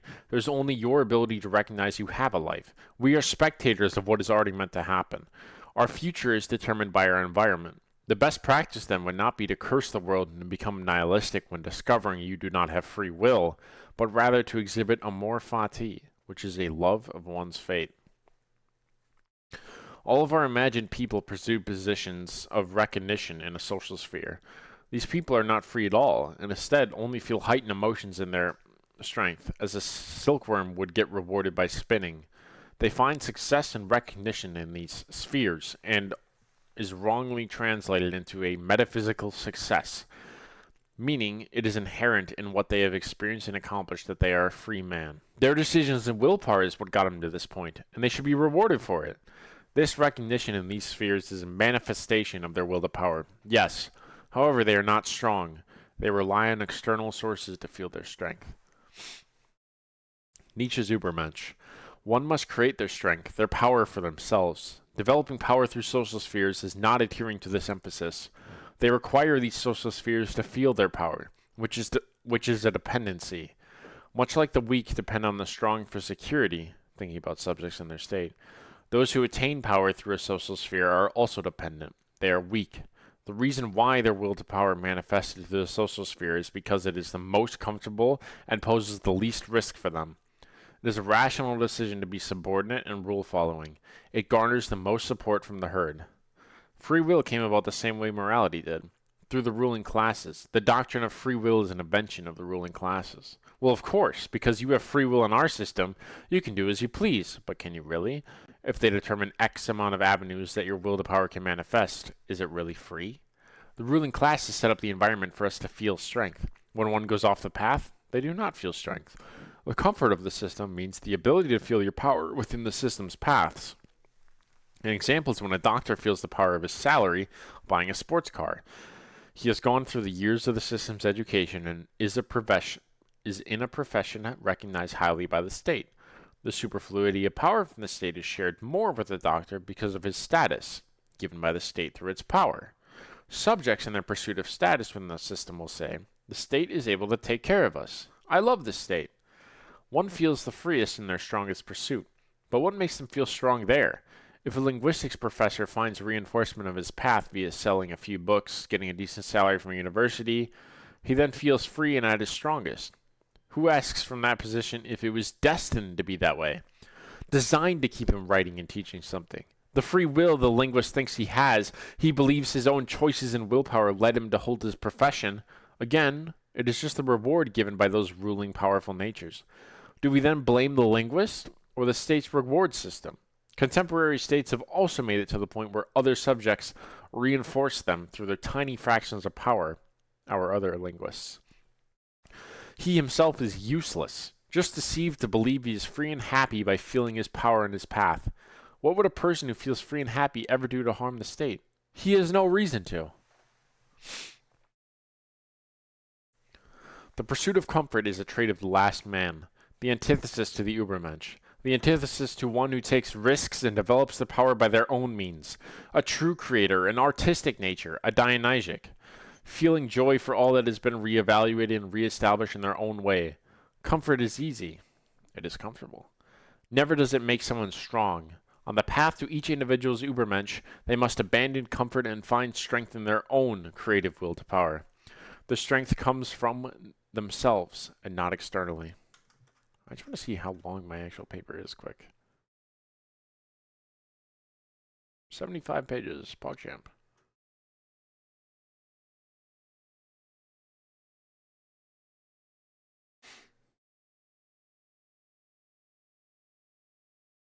Where am I?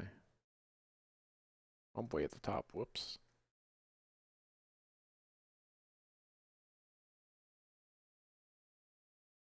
Chat, I can't find where I was. There it is. The conception of what the state is both to me and to Nietzsche has been unclear thus far. It is not simply the government, nor is it the government and its working organs, police, politicians, etc. The state is the ultimate conglomeration of all of the bodies used to repress subjects. This is what Nietzsche thinks as well. The original German of the government and the state in Human All Too Human is where we can start.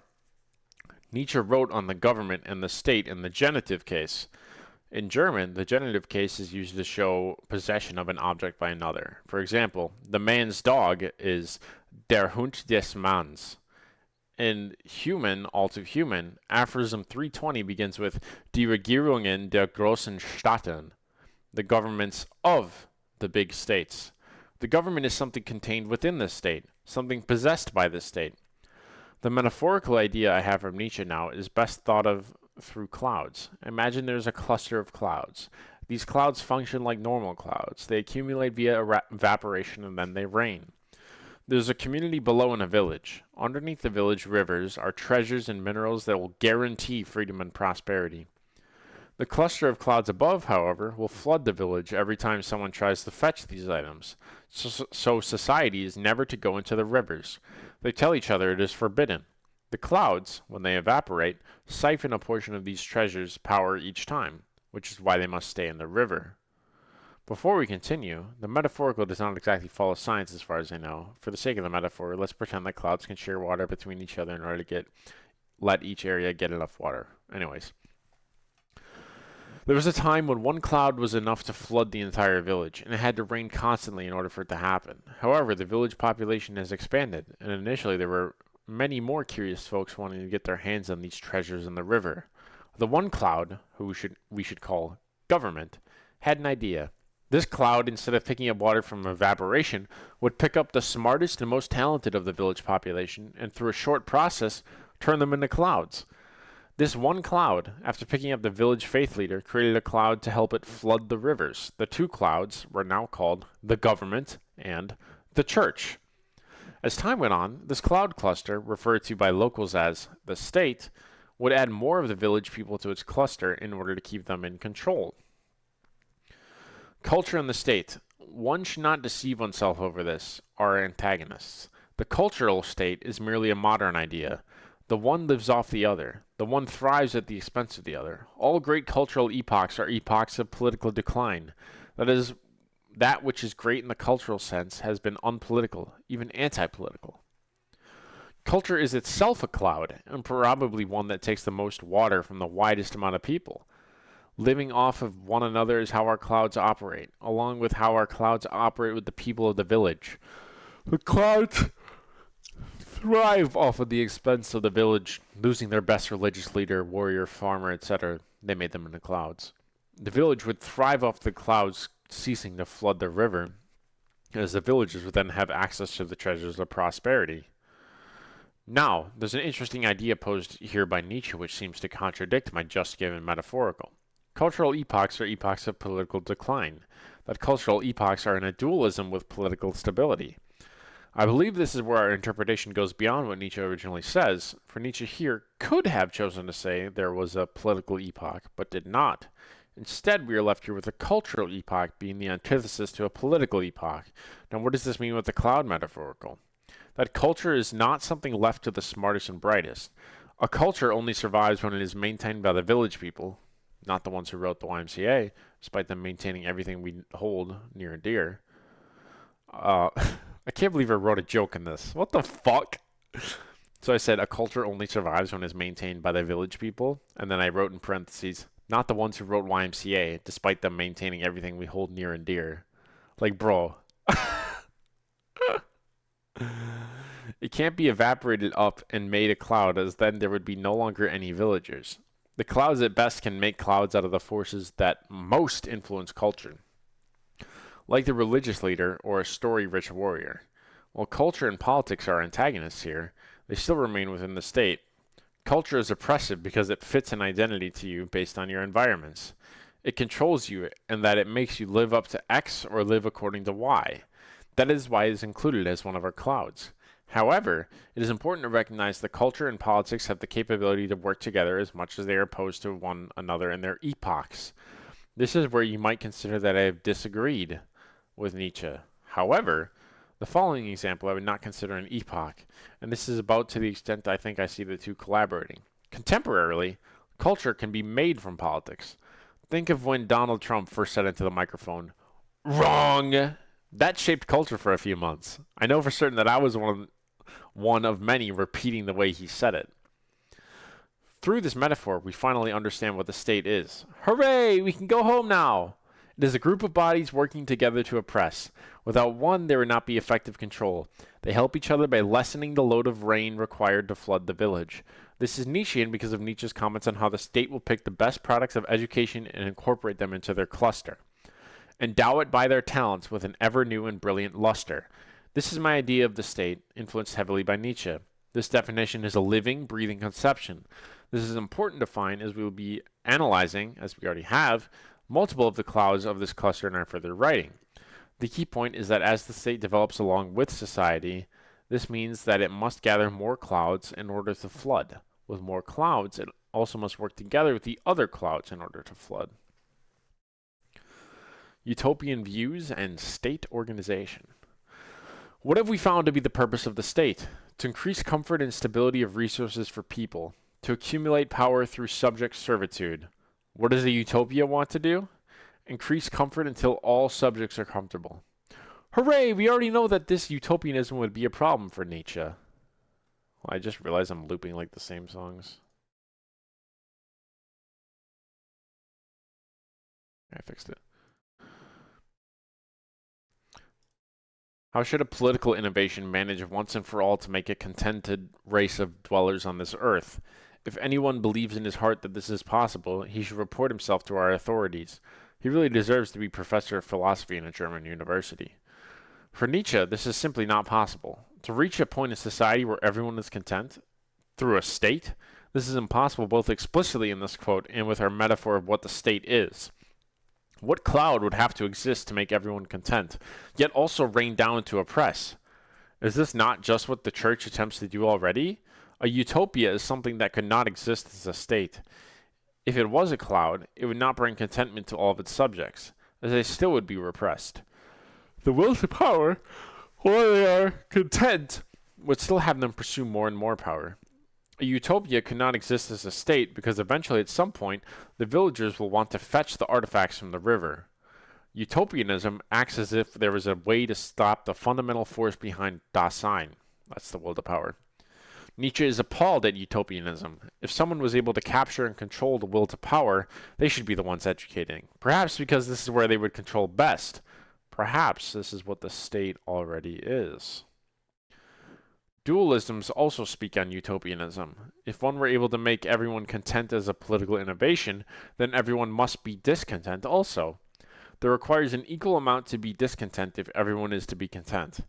See the contemporary social democracies of Europe with their necessary exploitation of the third world for their luxuries. Contemporary communists, socialists, leftists, etc. say they are fighting for marginalized identities to increase said identities' power. Social movements in the past have claimed similar ideas. When the slaves became free, they would finally be equal. But here we are today dealing with the same issue of inequality in our races. There's not a political system on earth, and there never will be one, that will make everyone content and equal. The will to power does not stop pursuing the accumulation of power just for a political system. Luckily, this is good for the development of the Übermensch, as their exalted nature of greatness is the opposing side of dualism to suffering. So, what I meant by that, like, there's still inequality. Like, you have, like, sectioned housing and stuff, and, like, you'll have, like, dude, literally the guy who sold me my car chose my name because it was a white-sounding name, and other people didn't have that. So, like, it's everywhere. Addressing the usage of socialists and the like beforehand, there are some problems with Nietzsche's usage, that Nietzsche doesn't quite get it, at least to a contemporary understandings of the term. Not his fault for the latter, of course. Socialism, at least contemporarily, does not mean equality. It means the workers own the means of production. Sure, a more equal playing field, but not equality. Communism is more like equality, as that is a society that has slowly rid itself of the state and come close to a mass communal living. Never having been achieved before, however, I can say it is certainly impossible to organize the masses into a state of being where they aren't trying to accumulate more power, where they aren't living with their will to power. It's literally in their blood. Socialism means that the workers of the means of production... Oh, my monitor's dimming again. The workers own the means of production, that the herd would be making the majority of decisions. In this, Nietzsche would have a problem with it. It is the weak who are in power now. The reality of the will to power would not allow this to happen. This is opposed to some of the far right of today believing that the strong have been played by the weak. This is just a cry for pity for their own weakness. If they are being played, are they really strong at all? Certainly, such divine strength in their pure race they claim to be would not succumb to such weakness of these lower races. The will to power will sort itself out naturally. The strong will rise to the top, and the weak will fall to the bottom. The socialists demand a comfortable life for the greatest possible number. If the lasting house of this life of comfort, the perfect state, had really been attained, then this life of comfort would have destroyed the ground out of which grow the great intellect and the mighty individual. If such utopianism, such comfort, if this was achieved, it would spell disaster for the flourishing natures of mankind. To Nietzsche, as he goes on after this quote, the forcible nature of mankind must be preserved. The creature in mankind must be preserved. Nietzsche's desire for the wild and forcible character truly spills paint necessary for mankind to be artful. This follows Nietzsche's love for Dionysus. Dionysus has been used both to free oneself for the wild, where Dionysus taught his followers to skin animals, harvest berries, and more, as a means towards civilization, as well as Dionysus can lead man to return to nature, that becoming grounded, becoming in touch with one's ancestors as a holistic and wholesome feeling, a feeling that provokes aesthetics, the name of the feeling when something is beautiful. As Dionysus leads us back into the wild, back into nature, we can come back to our wild and forcible character. The great intellect and the mighty individual grow out of the Dionysic chaos invoked by a return to nature. Again, this is a leading from society, a return to nature. The warm hearts of society, a volunteer, a charity worker, a safe space, your grandma perhaps, always wish to deny life. The empathetic, loving natures are the antithesis to what the higher intellect is, as they desire the removal of everything wild, everything that runs on fire, that forcible nature. No, they say to the idea of a higher intellect, a stronger man.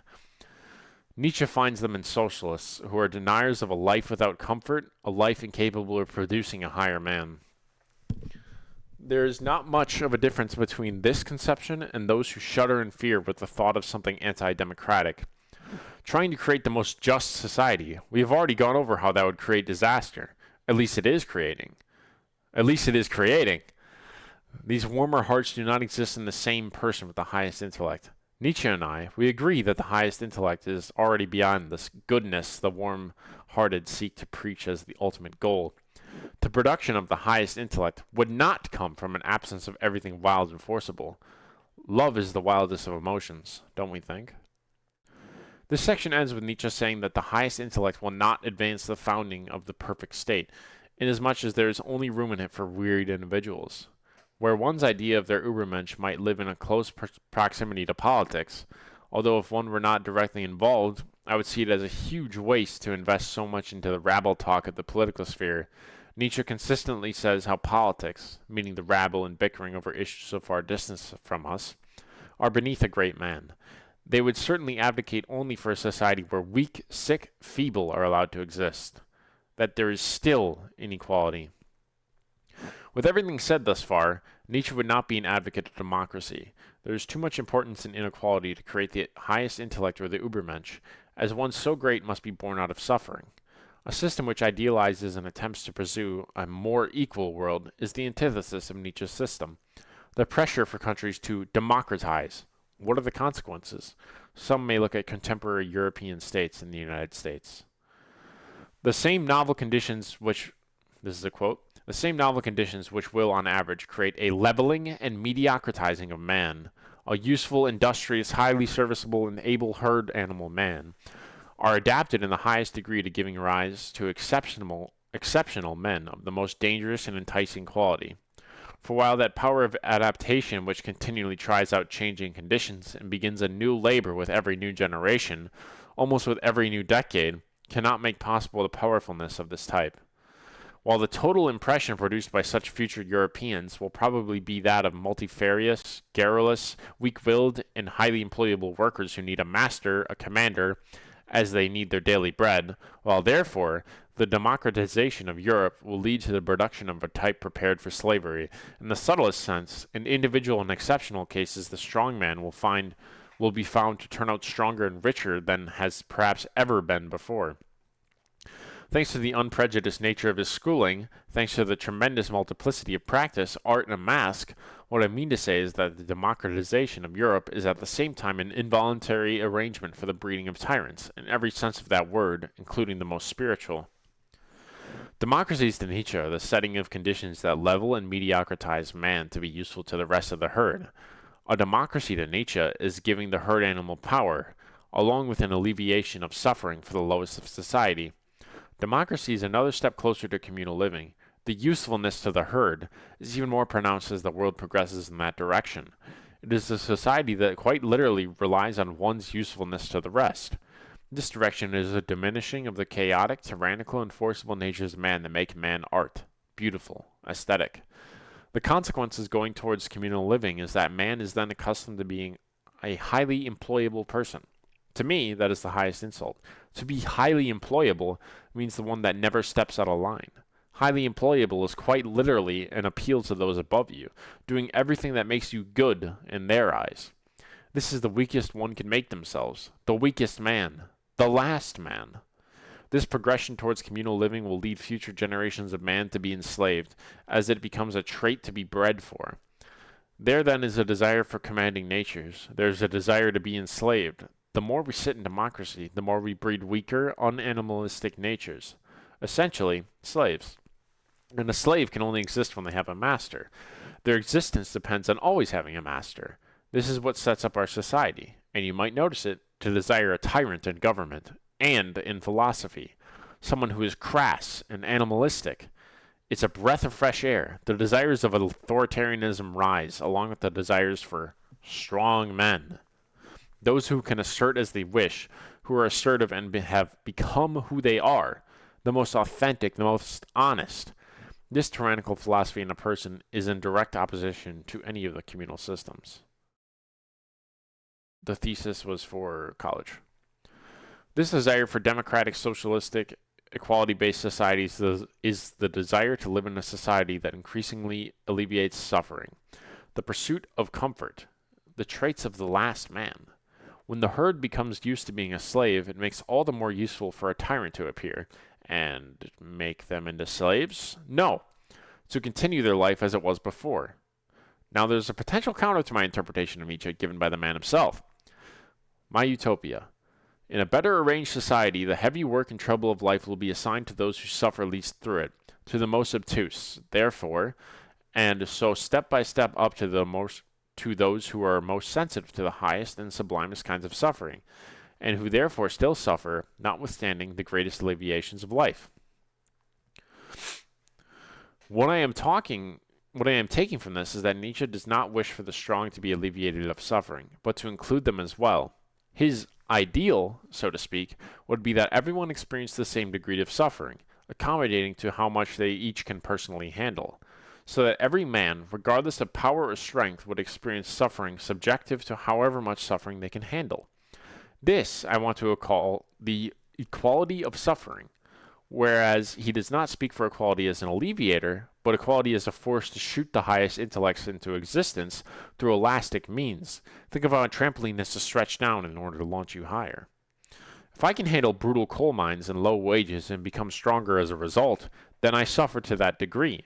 If I can only handle getting a failing grade on a test before I break down, then that is all the suffering I can handle. It is a spectrum of suffering. Well, I do not think that Nietzsche is interested in actually setting up a society like this in place, as Nietzsche lived a majority of his life stateless and frequently says politics is beneath one. It is an idea that I do not think can be ignored with my earlier interpretations. A forceful abandonment of democracy is something perhaps only China and the Soviet Union ever came close to doing. Such an increase in the threat from the non-democratic countries where the inefficiencies and slow walking of politics would have to come to an end, where the former would have goals set thousands of years in the future and consistently smurf on the democratic nations. When this happens, the time for petty politics is past. The very next century will bring with it the struggle for mastery over the whole earth, the compulsion of grand politics. To me, that is another pro for any undemocratic action, undemocratic nation. The efficiency of being undemocratic is tremendously better than any democracy ever could hope to have. No agreements to be made over members of the herd, just an unhindered movement of the political agenda. No wonder in times of crises, democracies have to switch on their authoritarian mode to efficiently handle it. Look at the stay-at-home orders from COVID. Authoritarianism, or similar systems, are a deal for progressing humanity on a large scale. Democracy is a weakening of man and a reduction to the herd animal. Nietzsche, if he had to choose, would choose authoritarianism over democracy for the way power is structured and such. Only the powerful can rule in that system. Power has to be at the top. Whether or not they are a powerful leader is a separate metric to be compared only among a separate leader category. Authoritarianism keeps one focused on the power hierarchy. One's will to power can be exhibited much easier if they constantly see and feel fear from the regime with immense power. The presence of the government's watchful eye. Is this not a prelude for resistance? Of course, only one with equal or more power would be even able to pose such a resistance, as the metaphysics would only allow for that. Whoever has the most power will inevitably be the one ruling. So if you think your position on something is correct, then raise your power and make it happen. Nietzsche's military. I'm sure every reader is familiar with increasing military budgets around the world, especially the United States. Some common justifications are to protect from terrorists, because of China's increasing power, and many more. This already sets up a relationship between any two states as hostile, for we are already assuming that the other state is immoral and would attack us immediately if we did not have a strong military. The only reason for self-defense is the assumption that the other is eager and ready to attack us. And this is from Nietzsche. The means towards genuine peace. No government will nowadays admit that it maintains an army in order to satisfy occasionally its passion for conquest. The army is said to serve only defensive purposes. This morality, which justifies self-defense, is called in as the government's advocate. This means, however, reserving morality for ourselves and immorality for our neighbor, because he must be thought eager for attack and conquest if our state is forced to consider means of self-defense. They presuppose evil intentions on their neighbor's part and good intentions on their own. This hypothesis, however, is an inhuman notion, as bad as and worse than war. Nay, at bottom it is a challenge and motive to war. Perhaps a memorable day will come when a nation will voluntarily exclaim, "We will break our swords and we will destroy its whole military system, lock, stock, and barrel," making ourselves defenseless after having been the most strongly defended from a loftiness of sentiment. That is the means towards genuine peace, which must always rest upon a pacific disposition. The so-called armed peace that prevails at present in all countries is a sign of bellicose disposition, of a disposition that trusts neither itself nor its neighbor, and, partly from hate, partly from fear, refuses to lay down its weapons. Better to perish than to hate and fear, and twice as far better to perish than to make oneself hated and feared. This must someday become the supreme maxim of every political community. The tree of military glory can be only destroyed at one swoop, with one stroke of lightning, but, as you know, lightning comes from the cloud and from above. The rhetoric of self-defense played up by those enslaved by the military-industrial complex is a challenge and motive to war. At a playground, the biggest sandcastle is the coolest. In the real world, the biggest military is the strongest. We really are just a bunch of big children, aren't we? What Nietzsche is then proposing as a solution to this issue of supposed inevitable threats is the complete destruction of one's own military. To Nietzsche, it is much better to fall to a foreign government's invasion than to hate or fear a large government. It is twice as good to fall to a foreign government than to make yourself hated and feared. Nietzsche is advocating for a militaryless world, but how will that happen? Only with one swoop can we extinguish the fires of war and immorality of our neighbor. For example, a nation would completely abolish the military. No scraps, no leftovers, no military police in other countries, no bases, no basic training, no National Guard, no military hospitals, all gone in one immediate swoop. Anything left over is not going to give us peace. The governments must fully commit to the idea that to stop war, the military must go entirely. This is the means towards genuine peace. To protect from the other is to protect from the evil. These modes of evil are, of course, always subjective to the one who spoke thus. And again, there are those who regard it as virtue to say, virtue is necessary. But after all, they believe only that policemen are necessary. The one who spoke thus, are they not a propagandist for war? They have in mind the evil other and believe the good must be protected by a militaristic figure. Morality is brought explicitly here. They love their policemen as enforcers of virtue, as enforcers of the state. As much as they cry that virtue is necessary to be a good person, they only really believe that the police enforcing morality is necessary. As long as the evil other is deterred by our militaristic figure, they are presupposing bad intentions on their rivals.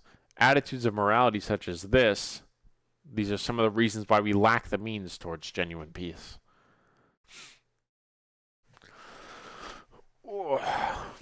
Control.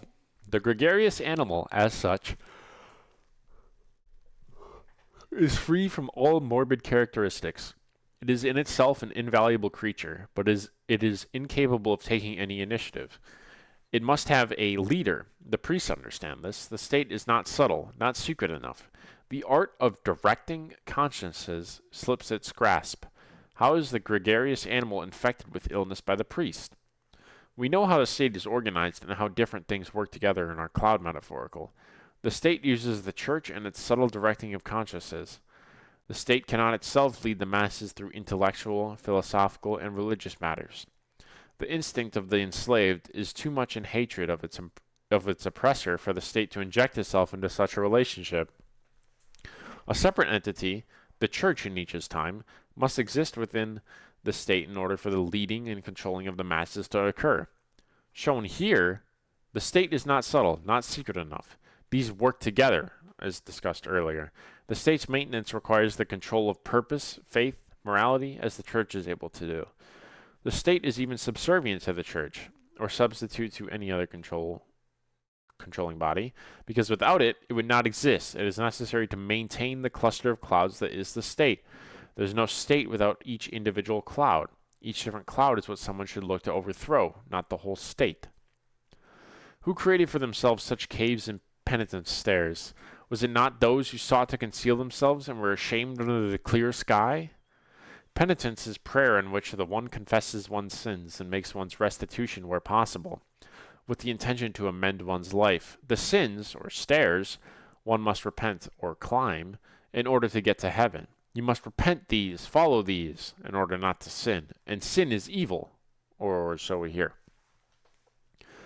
Penitence stairs are treated as a given. What I mean by given is that it is all too rarely subjective to reevaluation.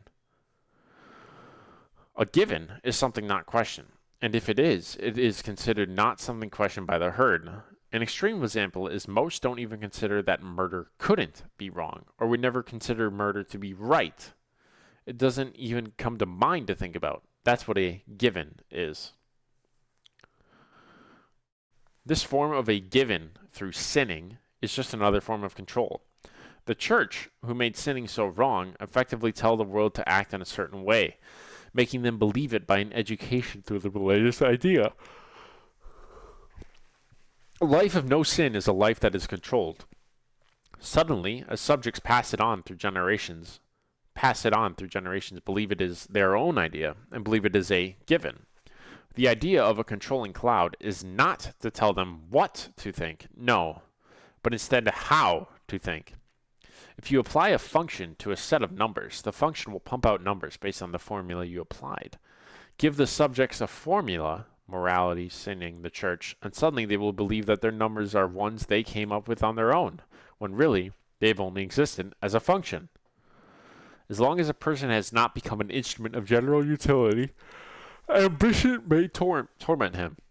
If, however, that point has been reached, if he necessarily works like a machine for the good of all, then vanity may result. It will humanize him in small matters and make him more sociable, endurable, and considerate, when ambition has completed the coarser ways of making him useful. When one becomes an instrument, a dulled person who is locked down by economic means, they can't leave their job and pursue their passion because then they will be homeless. Their ambitions simply torture them day in and day out. The machine nature he has been scripted to become will make him more sociable, endurable, and considerate. He has been praised for his usefulness to the herd. He is rewarded with the herd's recognition. His crisis is that he is not useful to himself. The way he is controlled by pursuing social recognition is a natural evolutionary will to power. It is better for reproducibility to be well liked within your community. However, he is still pivoting off the social or political spheres which are not ones of creation, of an Ubermenschlich. He requires an external force to feel his power. No. Holy. The governments of the great states have two instruments for keeping the people dependent. A coarser, the army, and a more refined, the school. Above all, they make teachers of all grades into an intellectual court. Sorry, I don't know why I'm yawning. Intellectual court looking unconsciously toward the heights. These posts, however, must support the holder, but meagerly, so that he maintains a feverish thirst for promotion and becomes still more closely attached to the views of the government.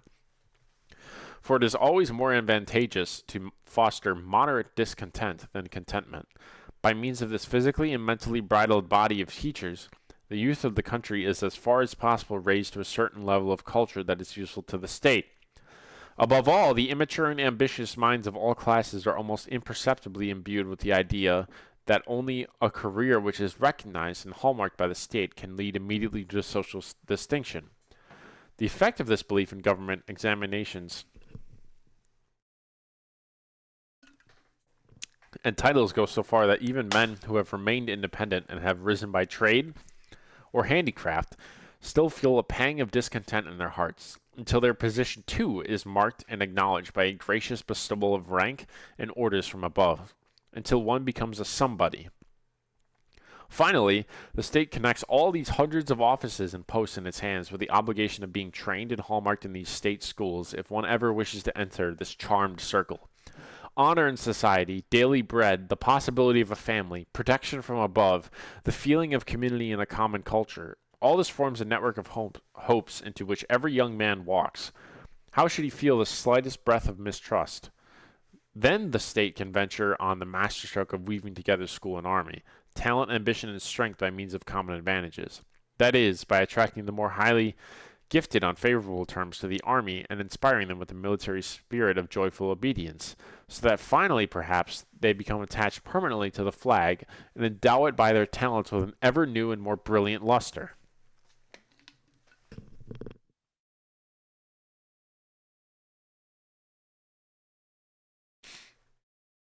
Excuse me for the lengthy quote, but trust me, it was much longer before I cut out the unnecessary elements. Two instruments, two clouds. To keep subjects dependent on the state. The state has already given subjects their purpose through their relationship with clouds such as the church. Finally, they have a God and a morality to live up to. Keeping subjects under control is coarsely done by the military. Chaos is not desirable when seeking control. The weaker form of control is the state's military, for its coarseness and potential ruthless coercion is a symbolic of only a weak state. It is insecure about its power. The stronger form of control is the schooling and education system. Whether that be through morals or formal schooling, it is presented as a given good for society, leaving the individual's minds vulnerable to eat the soup of propaganda and obedience. P2MG soup. This tricks them into believing that they came up with what the state is presenting, and not that they were guided how to think by the education system first. Social recognition is something the will to power can manifest as, and an increase in recognition is an easy way to control people. A person is a nobody until their social recognition reaches a certain level. At the moment of social recognition, one becomes a somebody. But let's be clear here, as Nietzsche was not. They are not a somebody in the objective sense. All they are is a somebody pivoting off of a social sphere, which is something external. I give you significance, so listen to how you can get it, says the state. This position of comfort that they attain through honor in society, why would anyone ever feel mistrust for that force which made it so they are honored? This is where comfort can be an allusion to a genuinely creative will to power. For those who make power on their own means, it takes suffering. It takes it within oneself, instead of relying on something external. For it is hard to see past the blinds when they are closed by a reputable body in society.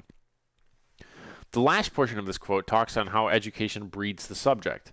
Then when they have been bred successfully, education will give increased social recognition, economic recognition, and more based on their capabilities.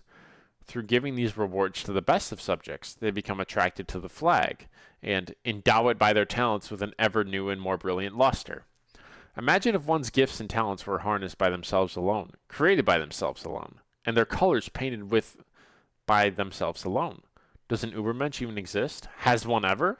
Or is all mankind doomed to pivot off of an external sphere because of mankind's breeding to become generational slaves? Breeding to make the state too strong.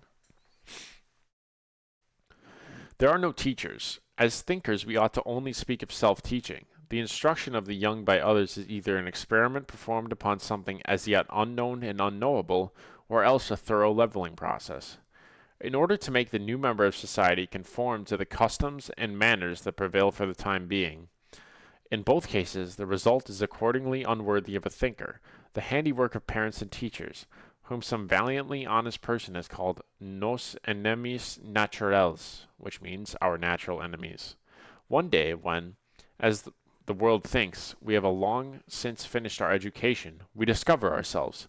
Then begins the task of the thinker, and then is the time to summon him to our aid, not as a teacher, but as a self-taught man who has experience. We want the thinker after all education has been accomplished. This point is when the unknowns of the universe have become known, when our pursuit of truth is no longer able to be found, because we have found everything to know. Once again, we are faced with a vacuum of purpose, similar to when the European god died. This is when man would request the thinker, "Please, tell us how to live so that we may find meaning again." But this is their biggest mistake.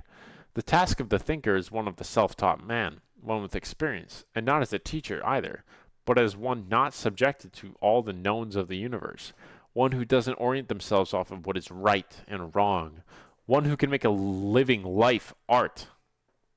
One who can make living life art. Natural enemies are the teachers, the parents, who try to sculpt our sculpture, our life for us. All us children want is for you to give us the chisel.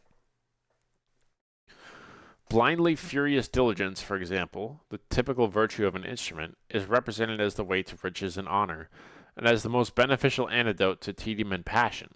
But people are silent concerning its danger, its greatest dangerousness. Education proceeds in this manner throughout.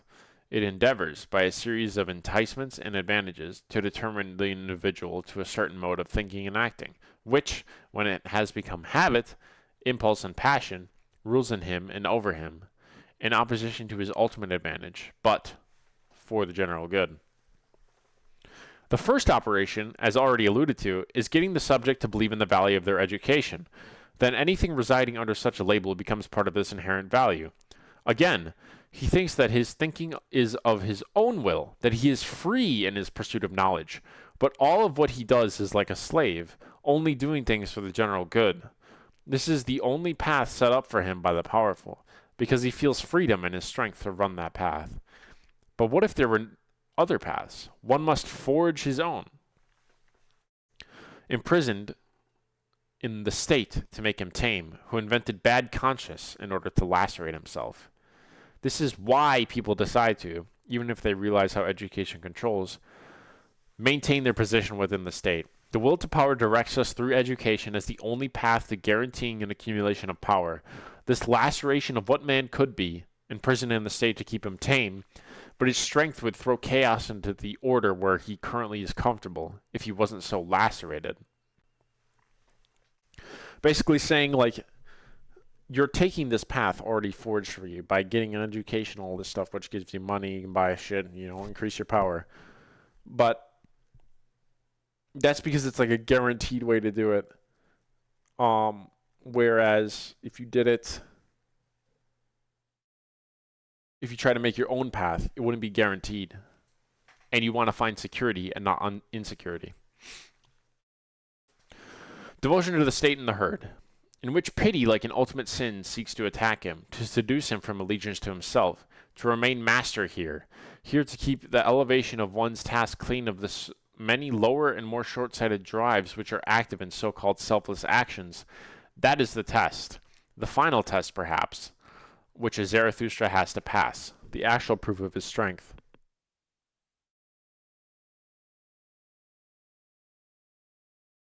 The state's church plays on sin and its own divinity. By its own divinity, I mean that the state is told to have a higher purpose, that it is something worth dying for, something beyond mankind.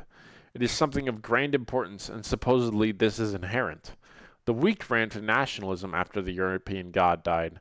It fills that vacuum of divinity for them. This playing up is a seduction from where one's allegiance to himself should lie. Everything is a selfish action. If I volunteer for charity, I feel good from doing it, or I wouldn't do it. There's not a desire to do something that you know will feel bad 100% of the time. There has to be a reward in there somewhere. This allegiance to oneself is taking that further, where priorities are further set to usefully coerce your will to power, where I would not volunteer for charity because I am doing something else for myself to increase my power. Co-optation of the will to power is the most effective means of control by the state. It is the strong individual who can wrangle his will to power free and direct it for himself. To remain a master of one's own allegiance is to rid oneself of the state and the political minutiae. Politics is the most insignificant thing in one's life. The short-sighted drives are living and investing in the state and politics. To have devotion to the state and to the herd is justified through doing good for the most possible number.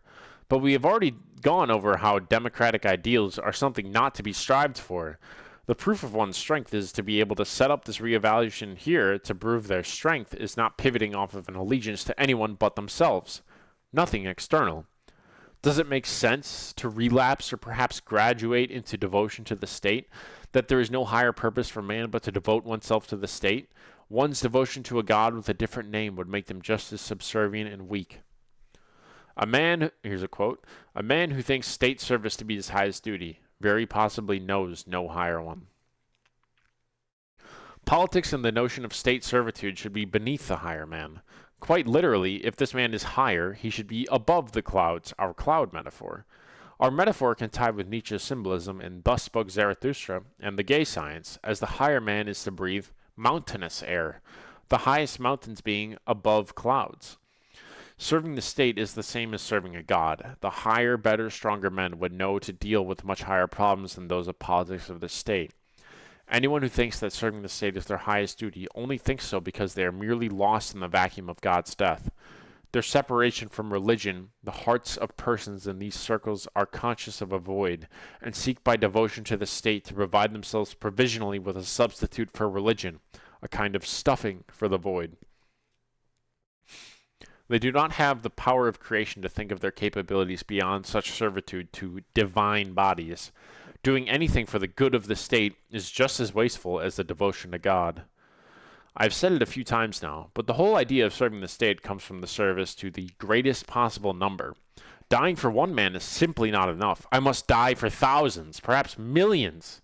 What does Nietzsche say? A man will very readily decide to sacrifice his life for the state. He will be much slower to respond if an individual, and not a state, asks for the sacrifice. It seems to be out of reason that one man should exist for the sake of another. Let it be rather for the sake of every other, or at any rate of as many as possible. O upright judge, as if it were more in reason to let the majority decide a question of value and significance. For the problem is, in what way may your life, the individual life, retain the highest value and the deepest significance? And how may it least be squandered? We have already determined that the herd and its opinions, in principle, is wrong. What does this mean? That any sort of statistic measuring biological data or traits of a person operates on bell curves. Where most people are not smart, physically apt, etc., this is just the reality. Trusting in the herd should be, if taken seriously, left to extreme skepticism. For example, most are not in the top 1% of intellect. In fact, 99% are not. We should be listening to the 1% at the upper echelon, as well as renouncing them, as we may have something better to say. This is only for us higher types. Have I made myself clear? It is stupid to risk your life for as many people as possible. For example, if we think of people who are great, no matter what metric you use to measure this, it automatically excludes a majority of the population. Have you renounced democracy yet? The top 1% of anything means that the bottom 99% of that same thing are not as good. So why would a great man, great by his own creation, the top 1% of something, risk his life for the 99%? The best value for the majority would be for the bottom 50% to risk their lives for the top half, die for the most valuable types, and not the common herd animal. The herd is not worth saving. Do you love your state if it is set up to do the best for all, like you idealize? But wait, we almost forgot. The dualistic nature of the world would mean that our Thanos snap ideology would keep cutting the population in half all the time. For this new top 50% would have a bottom half and a top half as well to it. Too much of asking for change instead of loving one's fate. Value and purpose. To life? Has this any significance to us either? Setting a motive to chase happiness or success. Are these not simply set up to leave us in servitude of the state?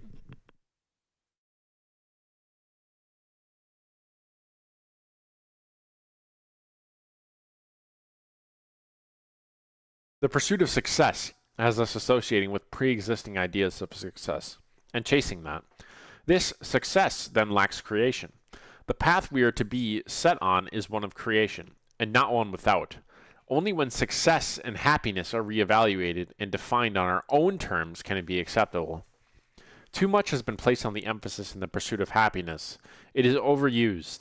A vacuum arises when we lose traditional definitions or metrics to have in order to be happy. What does Nietzsche prescribe one to do in this situation? Anyone? Bueller? I can't believe I fucking wrote that in there. That is so funny. Additionally, why is it that commodities are the only thing frequently seen as making one happy once attained? That you must be enslaved by the state to get money, to go buy something, which then makes you happy. This is the last man's idea of happiness. Permanently enslaved and never happy with his own creation. He must be enslaved, docile, calm, and employable to be happy. Have we gone beyond purpose yet? The whole notion seems to be set up by the herd, as they have no capability of creation for themselves. They need a purpose given to them. They need a purpose sold to them. It was bad enough to be given a purpose instead of creating one. But for you to be enslaved is a necessity to pursue that purpose. One can only hope such people would be able to realize this lack of creation. Maybe then the world's people would not be so nihilistic. And here's a quote. The belief in a divine regulation of political affairs and a mystery in the existence of the state is of religious origin. If religion disappears, the state will inevitably lose its old veil of Isis and will no longer arouse veneration. The sovereignty of the people, looked at closely, serves also to dispel the final fascination and superstition in the realm of these sentiments. Modern democracy is the historical form of the decay of the state. The decay of the state came after God died. Soon after the justification for the rule of the state was over, they had to give up power. God dying was a tragedy for the common man, but the state lost as well. They lost their divinity and had to give silly things like rights and equality. The state would of course fail to flood the village if one of its clouds lost a good amount of effectiveness. Giving man their sovereignty allows them a degree of independence of the state. Not good for the state. However, they did not succumb to this failure to flood. God died, but we left an arm or a leg somewhere. Instead of the cremation that was due to happen, we left morality and subordination to the divine within the thoughts of subjects. This is why you have to be disciplined as a director of crematorium. Finding the void that Christianity left, we are now in a position of finding a new zenith for man to conquest towards, a new purpose. We are still in the post-God is dead era. There is still no one purpose, and there are no creators either. The misguided who have vehemently attacked religion and renounced it, they end up blindly following the state or science in the same devoted way. Atheists could never abandon their faith in science, could they? It is no different. Allow me to give an extended quote for Zarathustra, where discussed are the cravings the state seeks to satisfy in order to get more and more people under its control. No matter what, the state lies. It is a lie to bring people together to control them. When us stronger, more übermenschlich individuals pursue the glory of a mountain, the weak feel their comfort within the ripped textiles of a state.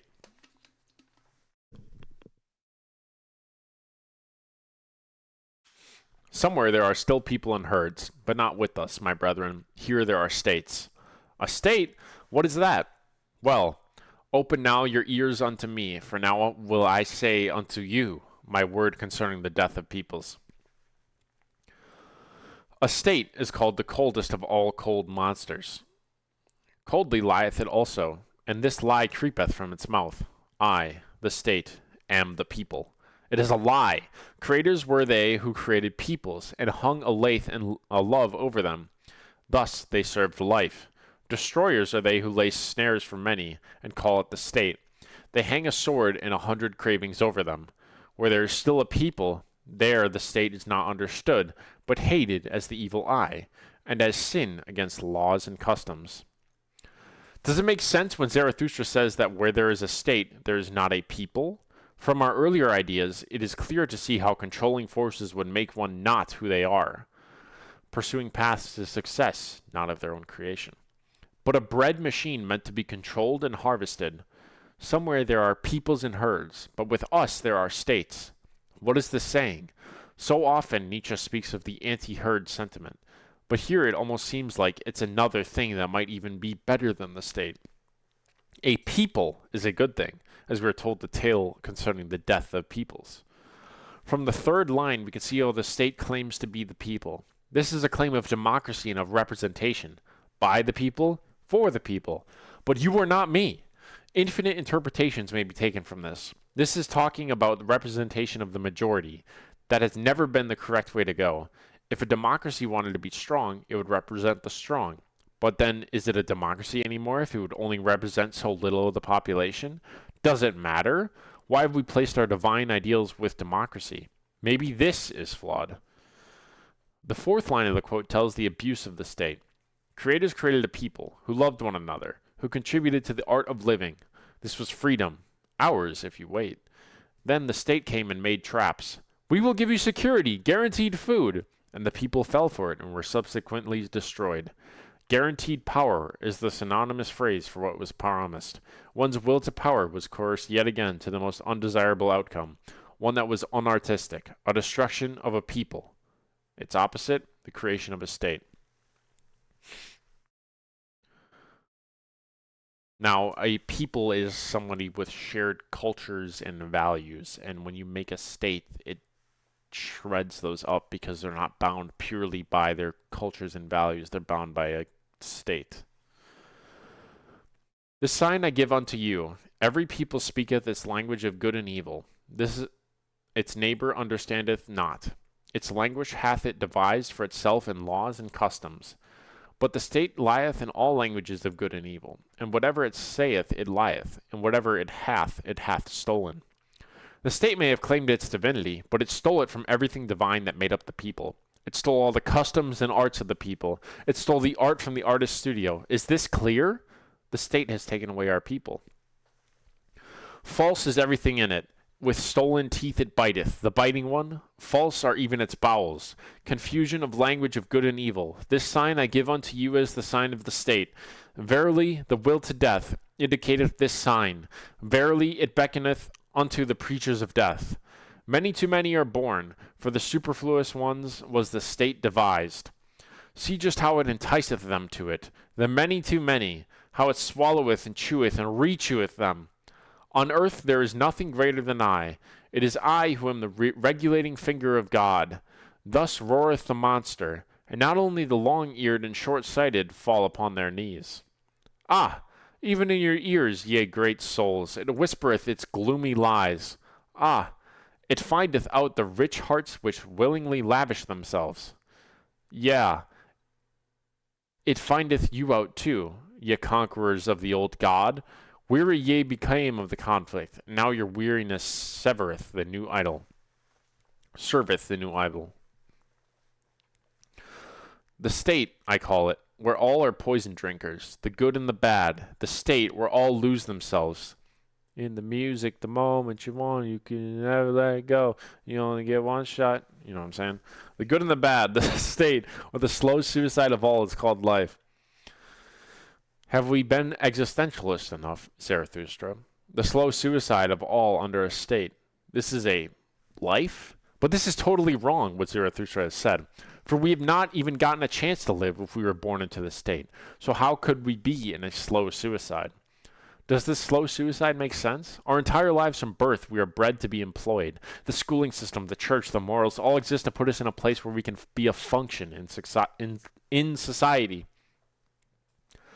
God quite literally forbids all chaotic natures. From chaos comes creation and joy. We knew that already. Have we the strength to break this seal? Have we had a walk down the sidewalk as Zarathustra might?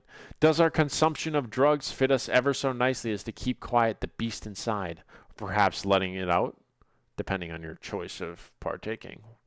We are all dead if we live like this. Maybe it is time to learn to look. Just see these superfluous ones. They steal the works of the inventors and the treasurers of the wise. Culture they call their theft, and everything becometh sickness and trouble unto them. Just see these superfluous ones. Sick are they always. They vomit their bile and call it a newspaper. They devour one another and cannot even digest themselves. Caught up in the spectacles of the news, social media, books, newspapers, and all other forms the rabble uses as its media, we always love to complain about other people and eat way too many men. This cannibalistic nature is so unquestioned, especially from my generation. Then we hear cries about how the system must change, but those criers have had their stomachs too full of other men to even begin to digest themselves. Who told you to swallow men like oysters, my Prince Hamlet? They are only what they say to other people. They are only the production of the function that they have become. They have not become who they are. And here's a quote. Just see these superfluous ones. Wealth they acquire and become poorer thereby. Power they seek for, and above all, the lever of power, much money, these impotent ones. See them clamber, these nimble apes. They clamber over one another, and thus scuffle into the mud and the abyss. Towards the throne they all strive. It is their madness, as if happiness sat on the throne. Ofttimes sitteth filth on the throne, and ofttimes also the throne on filth. Madmen they all seem to me, and clambering apes, and all too eager. Badly smelleth their idol to me, the cold monster. Badly they all smell to me, these idolaters. All of our desires are hooked up to the machine of the state, the machine that directs our flows to keep us desiring within their system. I desire a Ferrari, so I must work and serve the state. Money gains in general are the way I get such a thing. If I steal one, then I have been told it is not really mine, and I will be punished.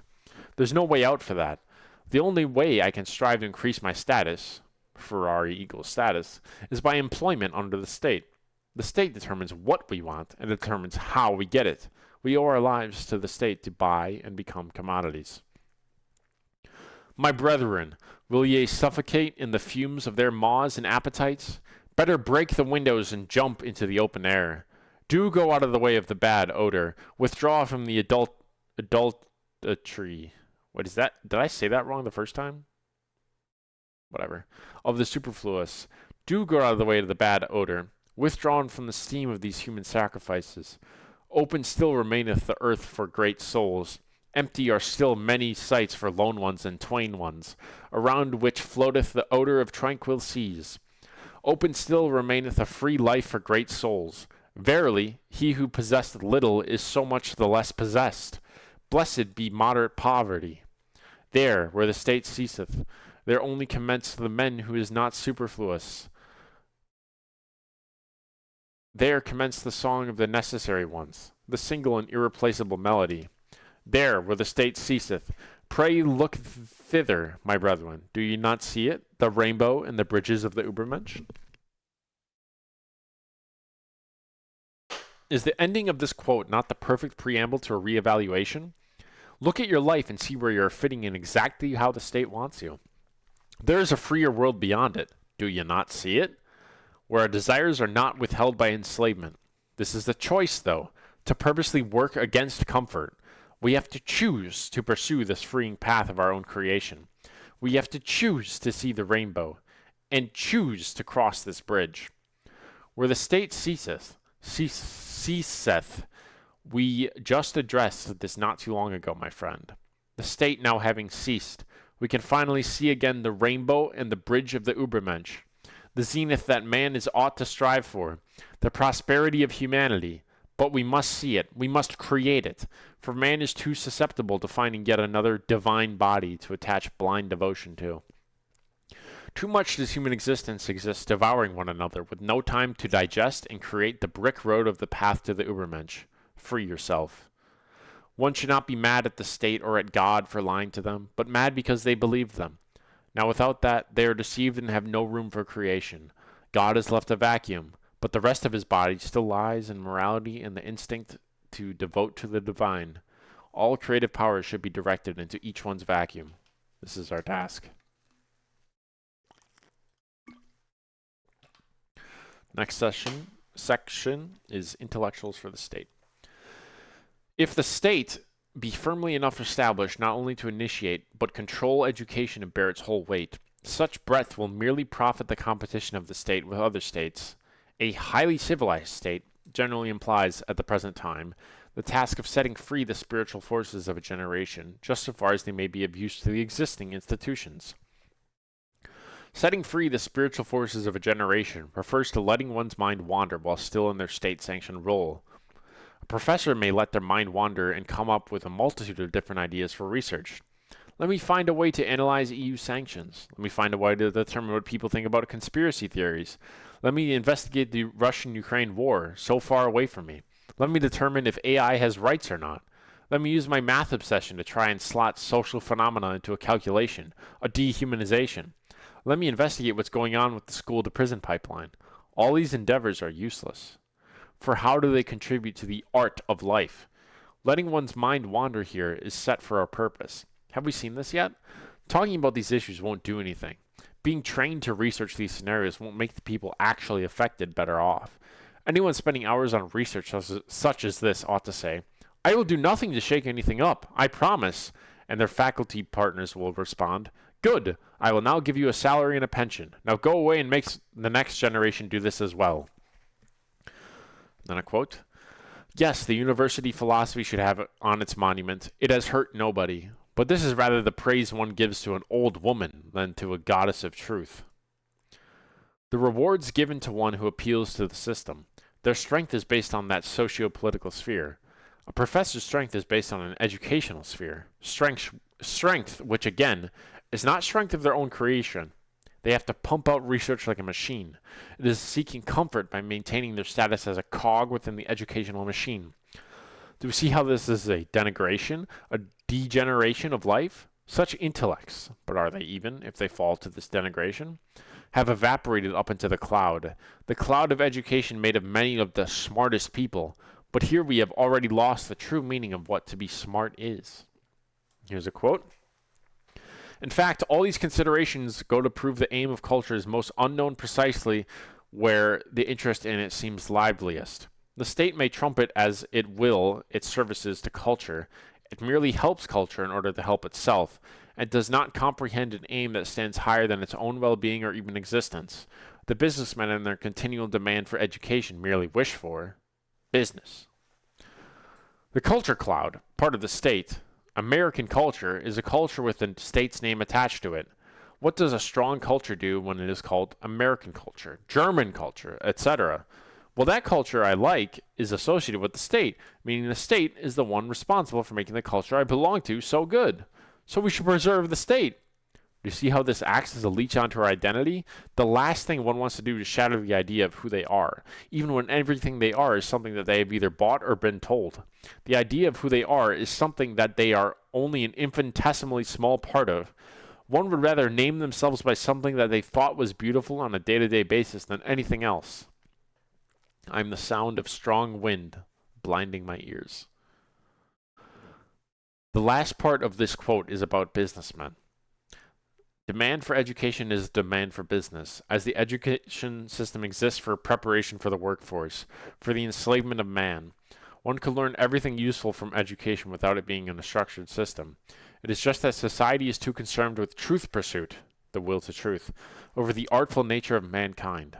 Of course, it seems convenient that you get paid more the more behaved of a slave you are. If I have a better university degree, I get paid more than just having a high school degree. The better slaves get more power, which gives them more incentive to be better slaves.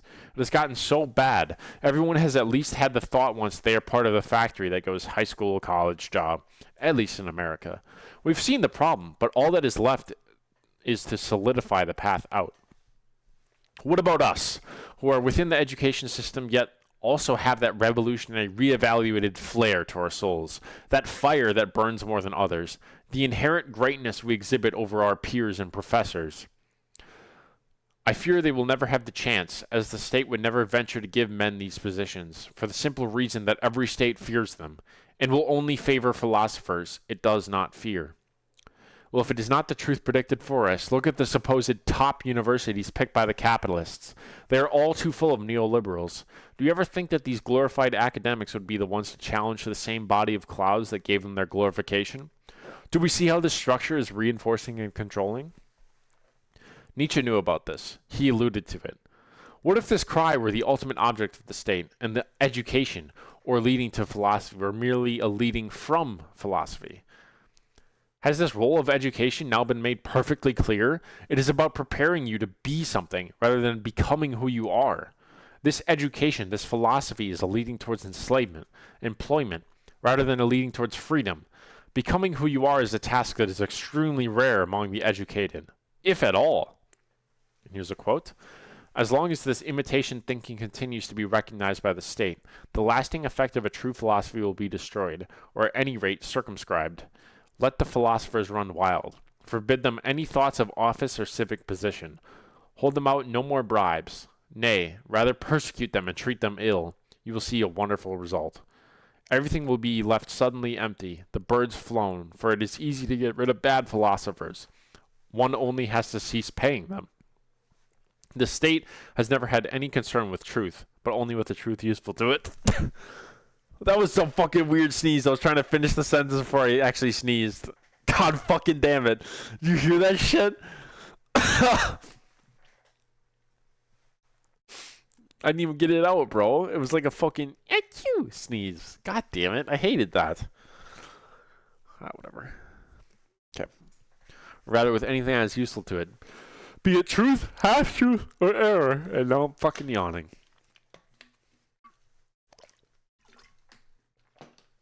What does Nietzsche mean by imitation thinking? Well, in philosophy is about your comprehension of concepts taught, not what you can create yourself. Eventually, we're all exhausted to become imitators of each other. Similar paper topics get handed in, and nothing superfluous comes out of it. This is purposeful, though. The state has never had any concerns with philosophical truth or trying to generate more and more artful ideas so that this truth grows more mature. Instead, it is more concerned with the ideas that benefit it. The truths have already been discovered, and they are conveniently only the ones that will benefit their power. Makes sense. In writing this, I've been imitating Nietzsche throughout in style, and in every paper I turn in, I am never revolutionary in my way of writing for fear of a bad grade. Nonsensical. If you really chose to live life to the fullest, you would be live life like every day you would die tomorrow. Do what is artful, what is you. No apologizing for what makes you real. The clouds will evaporate the philosophy chair who is producing ideas. It will make the clouds rain. The treasures at the bottom of the river are of the devil, are a sin. And suddenly he is the state as well. What makes a good philosopher according to Nietzsche? One who is not enslaved to the state or friendly to it. Persecuting these bad philosophers, their ideas let them get fired. They are ridiculed in social contexts, and then made lonely. But this is just going to help them ever more. For we have already understood Nietzsche's dualisms, and this isolated philosopher's suffering will make him great, and even greater if he already was. The philosophers that are bad, they are the ones employed by the universities and glorified thusly. If the state were to stop paying them and they lost their platform, bad philosophers would cease. The state would never do that.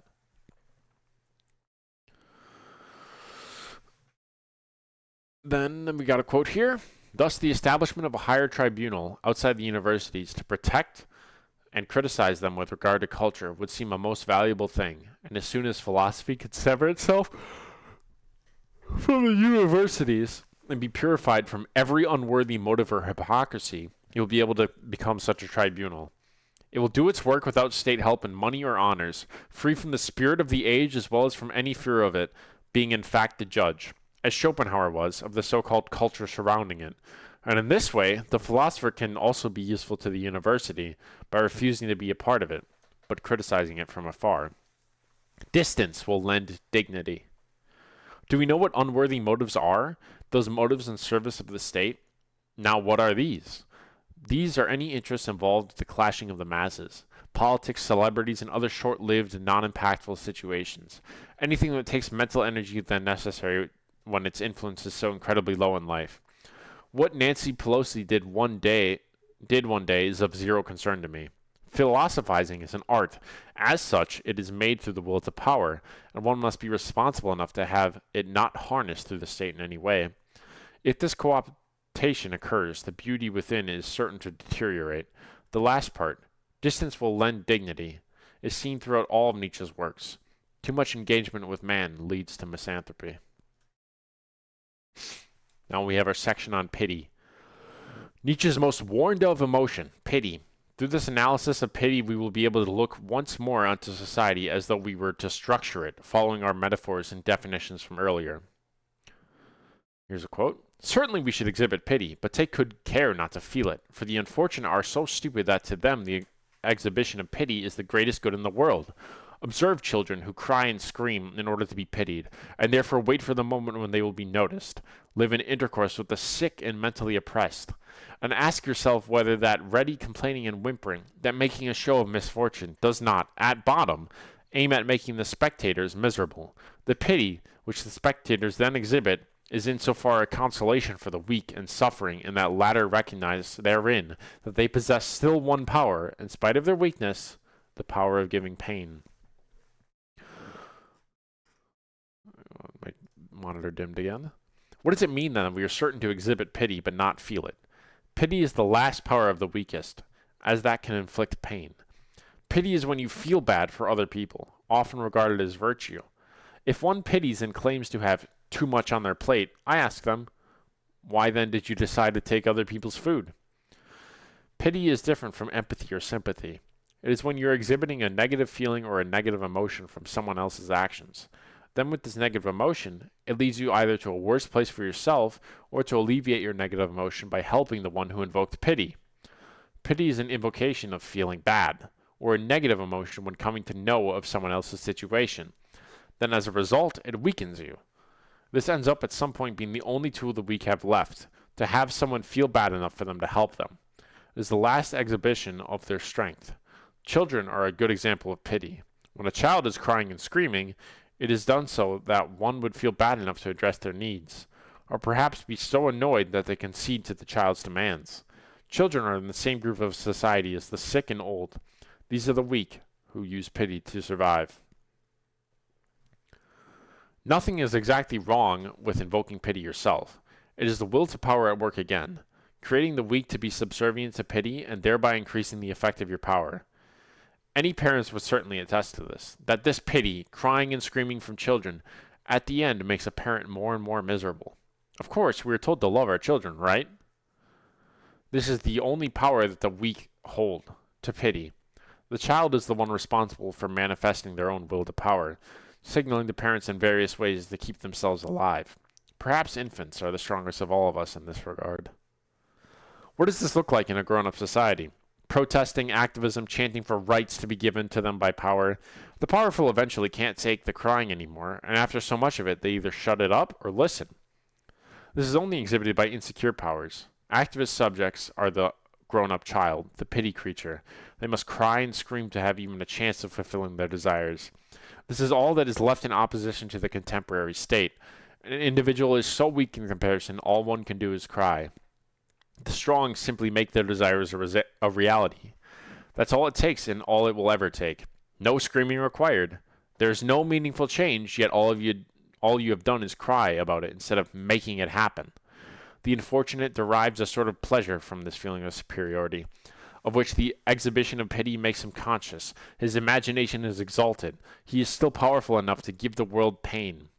If activism truly wanted to be successful, one would focus on the building enough power to contest the contemporary state, an extremely difficult task, but the only effective means of change. Everything is left in a power balance. One can do nothing, or one can present an equal or greater power to the current one. Often one might look towards the avenue of becoming a cloud to make change, but that is not exactly what an Ubermensch would do. We've already explained how politics are left for the rabble, this excluding change through power. No bickering is required when power simply demands it. Joining the state apparatus is not of the Ubermensch. There is no change from within, as an Ubermensch is always without in this regard. The ability to pivot off of nothing to make strength, joy, create beauty, an artful existence is what they would pursue. There would be no necessity to make themselves into clouds. There is no need for artifacts at the bottom of the river, or for the village people's pleas. They are able to manifest everything they need from their own power. No one is honest enough to say that the company of other people is all self-pleasing. Staying reliant on others is function-making. One must be absolved of the spectacles, the influences, in all people in order for clear thoughts to occur. As we have went over a while ago, the feeling of power is necessary for beings to know they have it. A herd animal relies on other entities to feel their power. An Ubermensch is able to feel their power absent of other entities. Sometimes one exhibits an assertion of power both secure and insecure. Physical pain given to another is feeling power. The dishonest will say it would not please them, but of course they are only speculating from a moral lens. One might say they are too good to ever inflict pain, but it is feeling of one's own power to do so. It is pleasure and a reinforcement of this will to power. I know I have been more than clear in this section. However, for those who have read and helped edit this so far, they still make arguments to provoke thought based on a complete misunderstanding of what I wrote on pity. We will not turn around for a car that just broke down, for an engine that has a maximum speed of 25 miles per hour. I don't know what the fuck I was saying there, but whatever. Morality and virtue, next section. We start with a quote. Compulsion precedes morality. Indeed, morality itself is a compulsion for a time, to which one submits for the avoidance of pain. Later on it becomes custom. Later still, free obedience. And finally, almost instinct. Then, like everything long accustomed and natural, it is connected with pleasure, and is henceforth called virtue. The avoidance of pain and the pursuit of comfort are the fundamental reasons we keep society as it is. No doubt trying to write it anew via revolution or massive change would cause instability. But then how would I get my bananas as easily as I can now? If the government is overthrown, certainly trade relationships with banana-growing countries would cease, and that would make me uncomfortable. The built-in morality of the state, another cloud of the state, the pursuit of morality, that is, being good, is rewarding. Being good, as we have already explained, is being orderly. Being non-chaotic, being ordinary. It is rather convenient that morals were set up by the masters and the nobles, as Nietzsche says in Genealogy of Morals. In the first place, on the creative side of it, masters have power, and if all they have to do is utilize some of it, from superfluity, to reward the good and moral subjects, the rest is free for them to reward themselves, at an absolute freedom too. These subjects are likely never even exposed to such power that the state has. Their subjective experience is that their tiny slice of power given is all too worth it, so they continue being good. This drive to be good was shaken by the European guide dying, but still the moral nature of Christianity still seems to stick around in the world. Again, remembering that we didn't burn all the parts of God to ashes when we cremated them with the origin of species. We left a leg or an arm somewhere. That has to be the case. Somewhat of a flaw with the atheists, socialists, and revolutionaries contemporarily is that they sometimes try to justify their comments through said morality. That it's good to do X or Y. To me and to you, it should be an immediate detraction of all they are fighting for if it is done on a non-reevaluated system of morality and virtue. For while the political opponents are mostly of the faith which made these morals, they themselves still align with them. Either reevaluation must take place and the process explained thoroughly, or they should have renounced all morals, end the hypocrisy, or end believing in these liberated minds. We have a quote here. Zarathustra, the first to grasp that optimism is just as decadent as pessimism and perhaps more harmful, says, "Good men never tell the truth. The good taught you false shores and false securities. You were born and kept in the lies of the good. Everything has been distorted and twisted down to its very bottom through the good. Wanting altruistic would mean to deprive existence of its great character, would mean to castrate mankind and reduce it to a paltry chinadom. And this has been attempted. Precisely, this has been called morality. The greatness of character which morality tries to murder, a pursuit of the good above all else. We've already covered the dualistic nature of the world at the very beginning. Now we find it to be more and more true as we write. Being good. What does this teach us? That being good has rewards, right? Otherwise, who would want to be good? These made-up concepts, there's no good in itself, set up such a narrow happiness. If I am good, I am happy. So boring. This would mean to deprive existence of all its great character. One should accept one's fate, amor fati. One should embrace all aspects of existence, even and especially what is considered evil. The suffering, the greatness, the genocides, the peacetimes. It is all beautiful, but one cannot exist without the other. Do you see? Trying to set up good for everyone. This morality is what will destroy beauty. Do you see our way out yet? Through our orientation of beauty? For the world as it is? The generation of man sits in the same boat as our systems meant to control the herd. They work together. They might even be one and the same. Zarathustra knows these lies. Perhaps now you see our way out. Here's a quote here. The more healthy, strong, rich, fruitful, and enterprising a man may feel, the more immoral he will be as well. Have not all the great things and deeds which have remained fresh in the memory of men and which have not been destroyed by time been immoral in the deepest sense of the word? Where has immorality landed? On everything that is strong, powerful, or dangerous. To whom? The state, those in power, those who wish to control? Does freedom then lie in immorality? Perhaps our great cultural leaders should preach immorality, but then they would immediately be removed from their leadership, right? Morality is inhuman, right? A pursuit of immorality instead. What are the consequences? The consequence is that one might finally embrace everything that makes one human. It is not of man to be set to a specific code or rule set that governs his choices, his existence, his afterlife. Following rules makes man boring. It is the unpredictable, superfluous, chaotic, artful way of life that breaks morals and brings beauty. The Dionysiac in man is what brings beauty. If peace on earth as a goal is achieved, do you see how boring that would be? Especially for those involved in the spectacle. We would lose all entertainment through random foreign countries' affairs. Not to speak of the billions lost in the military-industrial complex as well. No arguing, no bickering, only peace? We might as well castrate everyone or even go through and lobotomize everyone. Then no one would be able to have that fire inside them that burns hot and burns others. At that point, one might just simply desire the opposite of living. But you see, some people feel restricted to living like this already today. Those who follow someone else, those who are not of their own creation, those who are given everything that they are. Do you see why I preach as I do? Become who you are. Be creators. Be artists. Words can only do so much. I already know, even with any reader's grasp of what I have said, there will still be some who remain numb. But without some who are numb, there aren't any who are great, who can feel beauty.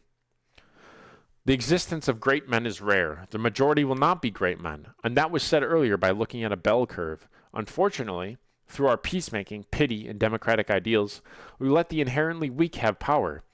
They cannot handle the flames of the higher men that they try and turn the tables on, because someone thought it would be a great idea for society to be ruled by the weak collectivists.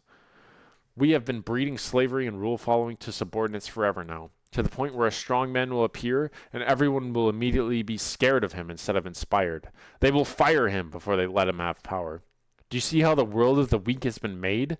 Our politics is the antithesis to this world of the weak. Our position lies in the mountains above these herd animals. We breathe the fresh, crisp, strong air, elevating ourselves to the point of superfluity, of facing directly into strong winds, as we will have no reason to spit down any longer. We risk-takers, we enjoyers, we lovers, we artists, us who are powerful. It is time to take the world back into our hands and let the strong rule over the weak. The world has gone too long in democratic politics, permanently placing enslavement in one's blood.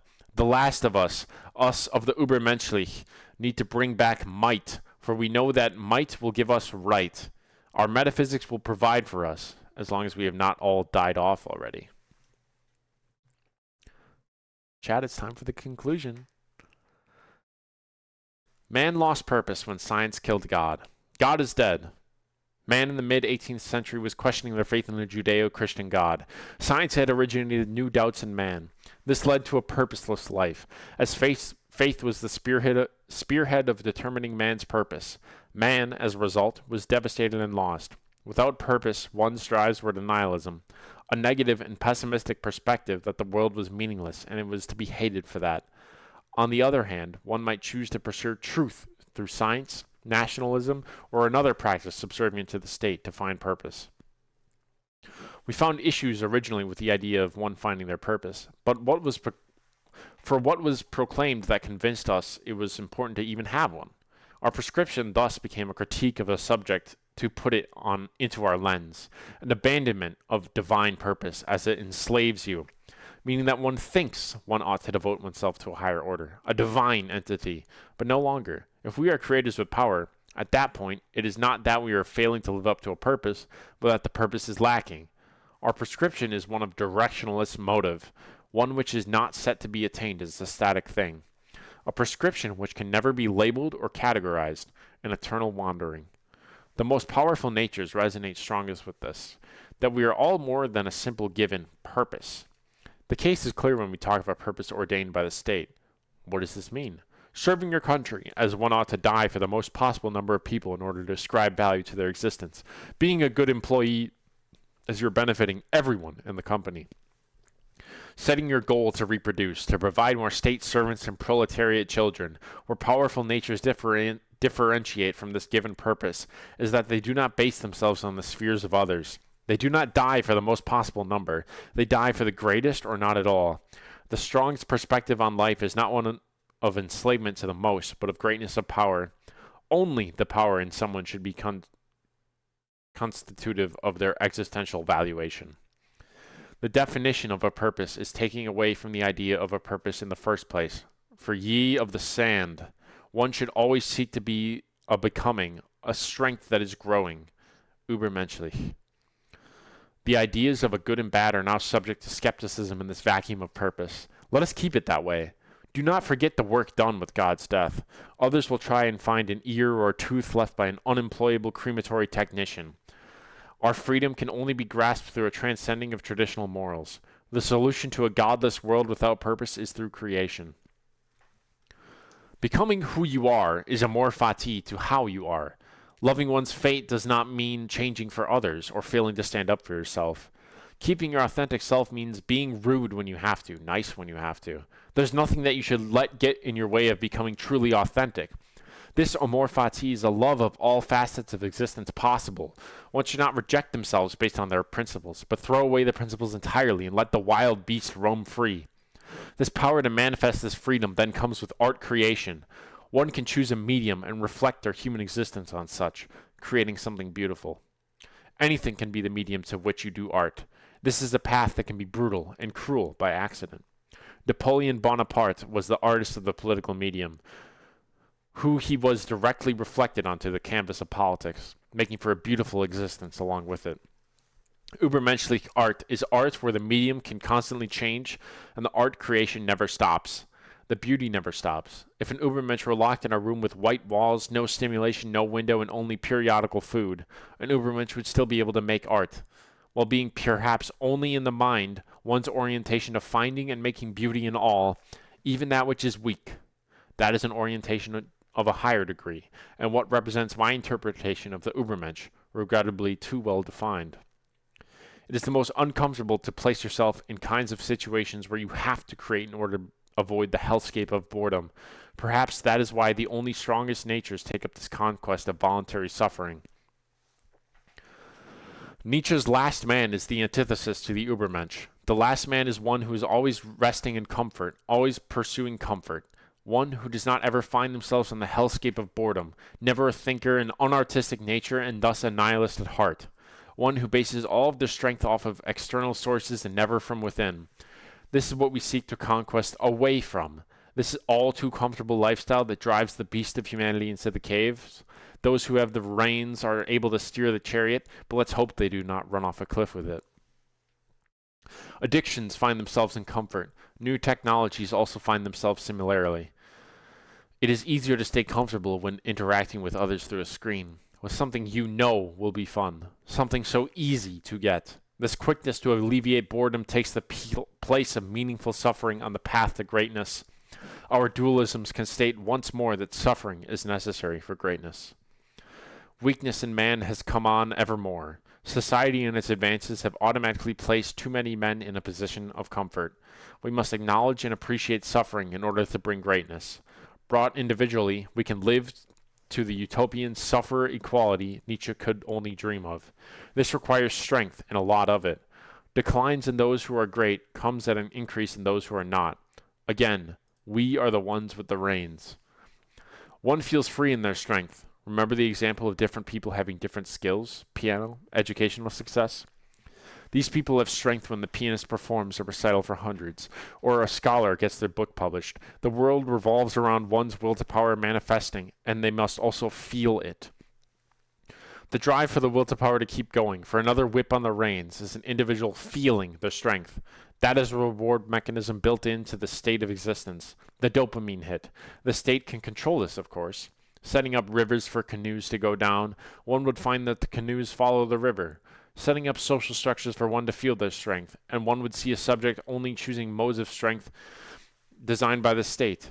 The canoe cannot be successful on land, as it will not flow down the stream. One cannot feel their strength to the same degree outside of creation of what the state has created, at least not immediately. The most comfortable avenue is the one inside the state's creation. Having finite choices to where you can feel your strength gives one comfort as opposed to the vast insecurity of infinity lying around outside the state. An Ubermensch would be able to feel strength without the spheres mentioned above. They wouldn't have to feel their strength like feeling their feet on the ground. They simply know their feet are there. They know and feel their own strength. Those who are dependent on another sphere to feel their strength cannot be ubermenschlich. One can wonder how a vast majority occupy the status of never becoming ubermenschlich. Such is why we discussed bell curves and how this way of becoming is only limited to the best of the best. We needn't worry about comfortable people, but they should be known as cowards. Those who are comfortable and afraid of those who run on, produce, and burn. Those who are the hottest blazing fires of mankind. They violate morals, but they create. They destroy, but they create. They were only told to be feared by a herd body of control, our massive clouds.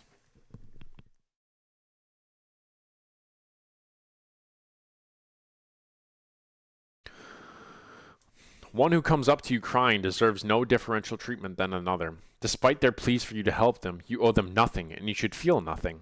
Feeling something from this would be pity. Cold and crass as it may be, it is the exhibition of strength. When one is superfluous in strength, this crying one needn't even approach. Distance lends dignity. Pity is the Achilles heel of those on their path to strength. It can steal power from someone just beginning to accumulate. However, this natural order of power needn't be worried over justice for this robbery, as they then were never meant to have such power in the first place. Pity and activism is what sickens the world. Constantly efforts are done to ask for things from the state. One must focus on accumulating power ever more in order to demand it from the state. Power is what wins, and this crying and screaming does not get the powerful to do things for you. Only superfluity or contestation can. Amor fati, the love of one's fate. This is the most fundamental tenet of Nietzsche, the love of one's fate. Everything is based around this perspective of a love towards all things beautiful, ugly, sick, and degenerate. Loving one's fate is loving all of existence, despite what it may be. This orientation is a peaceful one, a free one. Truly loving one's fate, that is embracing your instincts, your biology, every part of you. People might try to tell you something that you do is wrong or right. Rewards may be given, punishments may be served. Becoming who you are, however, much others do not like it. It must be maintained. Nietzsche's prescription for us as subjects could then be this: become who you are, stay who you are, no matter the cost. Creation, destruction, all necessary. This is the way to love life. Truly loving one's life also involves loving the suffering of others. To be content, one must be discontent. This especially is for more last men types. You must support the exploitation of the third world, as they are the ones suffering to make you so comfortable. This inequality will always remain inequality. Inequality means equality on the other side. Dualisms make it so. So trying to make a world of just and equality is not possible. One can only pick and choose to what degree they want something equal, or just before someone else has to suffer. An eternal balance and harmony of all things. We must learn to love this as well. The freedom after reality. What if a demon crept after thee, a revolutionary activist, into thy loneliest loneliness some day or night, and said to thee, this system, as thou livest in it at present, and hast lived in it, thou must continue living in it now and forever, and there will be nothing new in it, but every pain and every joy and every thought and every sigh, and all the unspeakably wrong, inclusive, accommodating, and good in thy system must stay as it is to thee again, and all the inequalities and injustices, and similarly this spider and the fly in its web, and similarly this revolutionary attitude of yours, and all who oppose it. The eternal sandglass of such a developed state would never be turned once more, and thou will ever be turned once more, and thou with it, thou speck of dust. Wouldst thou not throw thyself down and gnash thy teeth, and curse the demon that so spake? Or hast thou once experienced a tremendous moment in which thou wouldst answer him, Thou art a god, and never did I hear anything so divine? If that thought acquired power over thee as thou art, It would transform thee, and perhaps crush thee. The question with regard to all and everything. Dost thou want this system to stay, and also to continue to operate as it is? Would it lie as the heaviest burden upon thy activity? Or how wouldst thou have become so favorably inclined to thyself and to life, so as to long for nothing more ardently than for this last eternal sanctioning and sealing? The largest states in the world are simply too powerful. As an individual, you can try to take on the burden of changing the world for the better, or you can take up the blissful ignorance. No matter what your colleagues try and tell you of their war of empathy, the clouds above cannot be removed as per our metaphorical, and it would be foolish to try. To the eternal presence of the state, are we not better suited to find the capacity within ourselves to live free of its influences? Are we not to find our own strength as per our own creation? Why bother making amends or killing that which forms the herd? We can still live our artful life without caring so much about something that can only be overthrown with an immense amount of power. This should be clear now. An individual by themselves, unless blessed with comic superpowers, cannot make changes to the state. It is simply too powerful. One who is Ubermenschlich already knows already the dangers of working in collective groups. Compromise, democracy, both plagues when the ear should be pointed at only the smartest, strongest, and best of living. I want an artist whom I find great, someone like Rembrandt to paint my portrait. I do not want a third grader. Wouldn't everyone agree to that? What is our task now? Our task is a distance from the controlling forces, a distance from all media and a return to our roots in nature as though Dionysus was leading us there. This is the taste of freedom. Avoiding the digital spectacle as it grows and develops ever more into our lives is the only way to save man. There is nothing great that can come out of such an increase in technology. We wish for the days when one could actually communicate with one another. Now it is just another stimulus and game in this attention economy-driven world. All these technological stimuli are breeding last man types and other passive nihilists. One cannot even go on a walk without listening to something else. One wishes they were not there at that moment. Is that not the most vehement hatred of life as it is? To break it down to the worst, it seems a lot of people know that this way of living with technology is bad for them. They have the capacity to reevaluate, but are not artists enough to rid themselves of its poison. Truly lost is humanity when soul sucked by vampiristic technological advances. Truly lost is humanity when saying good morning with a smile to a stranger suddenly gets you a look of disgust. How dare you talk to me? Do you know who I am? They think. They think that whatever has been put of them online is suddenly constitutive of who they are. Really, it's just a donation of their own organs. Without this false reality existing in wires and cables, who are they? Hard is the challenge to not be infected by misanthropy in an all too ugly world. After such an interaction, one must only smile knowing that their place is above the clouds, where one cannot spit down to the last men. One might be worried if one takes up the prescription so given by this Nietzschean philosophy, for then my power would certainly be challenged. I may have led the lucky ones through the Red Sea with my power to split the ocean, but now that they are on the other side, they no longer need me. I mean by this, that if someone were to change from a last man to one who is more Ubermenschlich, then I would have finally known there's another person on the world who has not let themselves be bitten by technological vampires. However, I welcome this. The freedom that comes through blissful ignorance. The freedom to not busy my mind with affairs I will never encounter in real life. The freedom to simply not care with news, politics, or other mundane affairs of the same herd class. The freedom to paint your canvas without the rest of the art class present. This is a freeing nature, an aesthetic relationship with all beauties of mankind and not, of the littlest things whichever you may encounter. Amor fati internalized. Have I made myself clear? This is the politics of a free life, my first working title, a politics to love life. Have you found the path to exhibit this love for yourself? Is this love of your creation? Have you abandoned me? Who are you? Answered with an aesthetic relationship instead of what you have made with your vessel. Do you see where I am? Can you breathe the air of the mountains, our mountains which are above the clouds? The state is below one. Does that make sense to you, ye general audiences, that the state is beneath us? We see the tops of clouds from our highest mountains. Remember that our love of life is so strong. Everything hereto mentioned has simply been just the way the world is. Do you have a problem with it, or do you love it to Pluto and back? Our dualistic metaphysics determine the world. We need not worry about anything awry. Learn to love the life you have. Perhaps I have deceived you. Remember what I first spoke?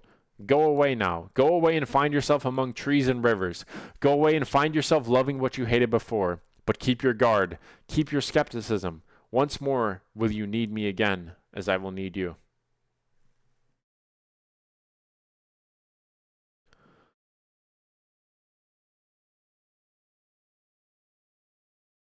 And we're done. End of part 1.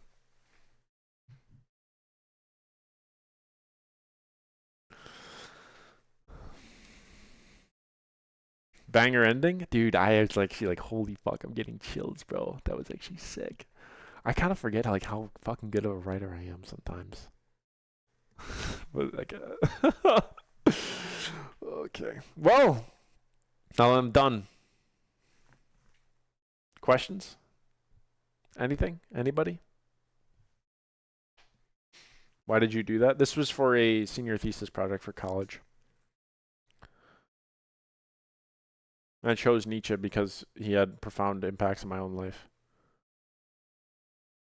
Question myself at the end there. That's good. 3.5 hours, bro. Holy fuck. Who the fuck am I, PogChamp? Whose philosophy do you align yourself with most? What's my own now? But like I got like because Nietzsche gave me the tools and now I'm carving my own statue, you know? Did your jaw hurt from reading that much? Yep. When you're talking about how there will always be corruption, do you ever think in hunter and gatherer situation would be there as well? So you're talking about political corruption, right? I guess like thinking like somebody buying out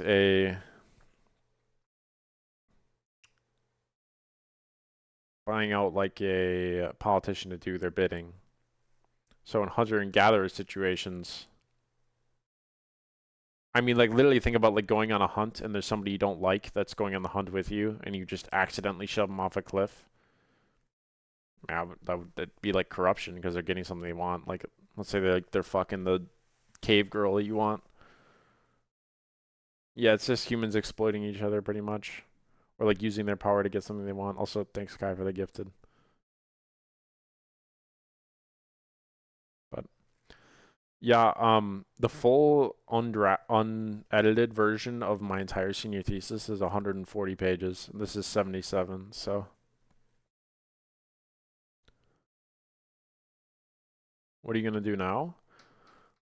Well, chat, I was gonna play fucking Hollow Knight, but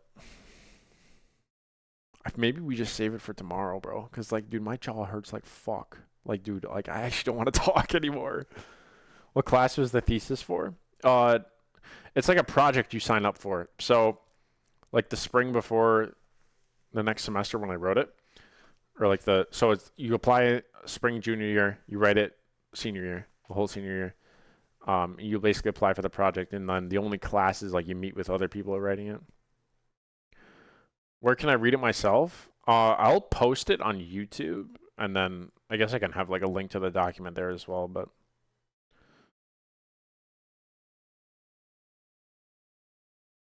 hate reading digital, so an audiobook is nice. Might be crazy what I'm about to say. Says a bunch of slurs. Dude, that's an OG P2MG joke. It might seem crazy what I'm about to say. Bum bum bum bum bum bum bum bum bum bum. And then you just say a bunch of slurs. Posted in announcements before. Yeah, I don't.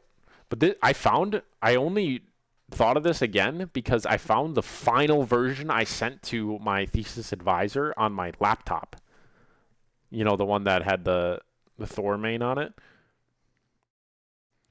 So this is the final version. Torbjorn Stadium today? Fuck. Probably have to do that tomorrow. Frick. We got a lot of shit to do, bruh. So happy you remember? Of course. Ask us questions and critique our answers. Yeah, but see, like if I did that though, and like I'm wanting you to answer a certain way, then it's like I'm almost preaching to you, but I don't want to preach. You should be able to, like, I want you to discover your own way to live life, because it's going to depend on your conditions, who you are, what kind of abilities you have. Like, what grade did you get? 100%. I mean, like, it was really a completion grade, but like, yeah. A fun fact about this, actually. So we applied in the spring, right? And I got accepted in the spring at the same time. And I set up my reading list. I read all of Nietzsche's works and then a little bit extra from other authors. Read all of that over the summer and started writing it in fall, and had the whole thing, first rough draft, done by November. And at the same time, all of my peers were just finishing coming up with their actual topics. I fucking smurfed on those hoes. I fucking smurfed on them. And then I was like, it was to the point where me and my advisor were deciding, are you going to write another thesis, like a separate one? And I was like, I don't know, maybe. Like, I smurfed on them at school. I fucked them. I fucked them, bro. Sorry, that was a little bit crass, but thesis about malpractice. Tryhards are everywhere. Stop it! Stop it! But yeah, guys, I hope you fucking enjoyed this. I literally, yeah, I'll do like a little fit check for y'all. Hold on, let me go full camera mode. Here you go.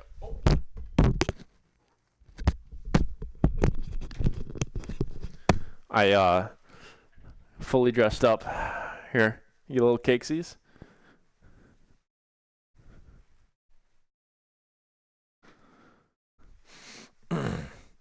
Hold on. Hey, sir. Nice to meet you. Preston. Hey.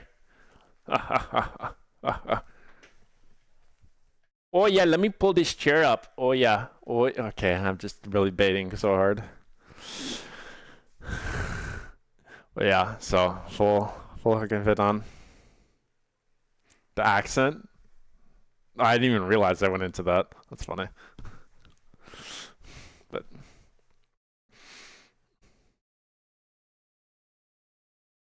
yeah. So I literally, and dude, I wasn't even planning on streaming today. There was a funny part.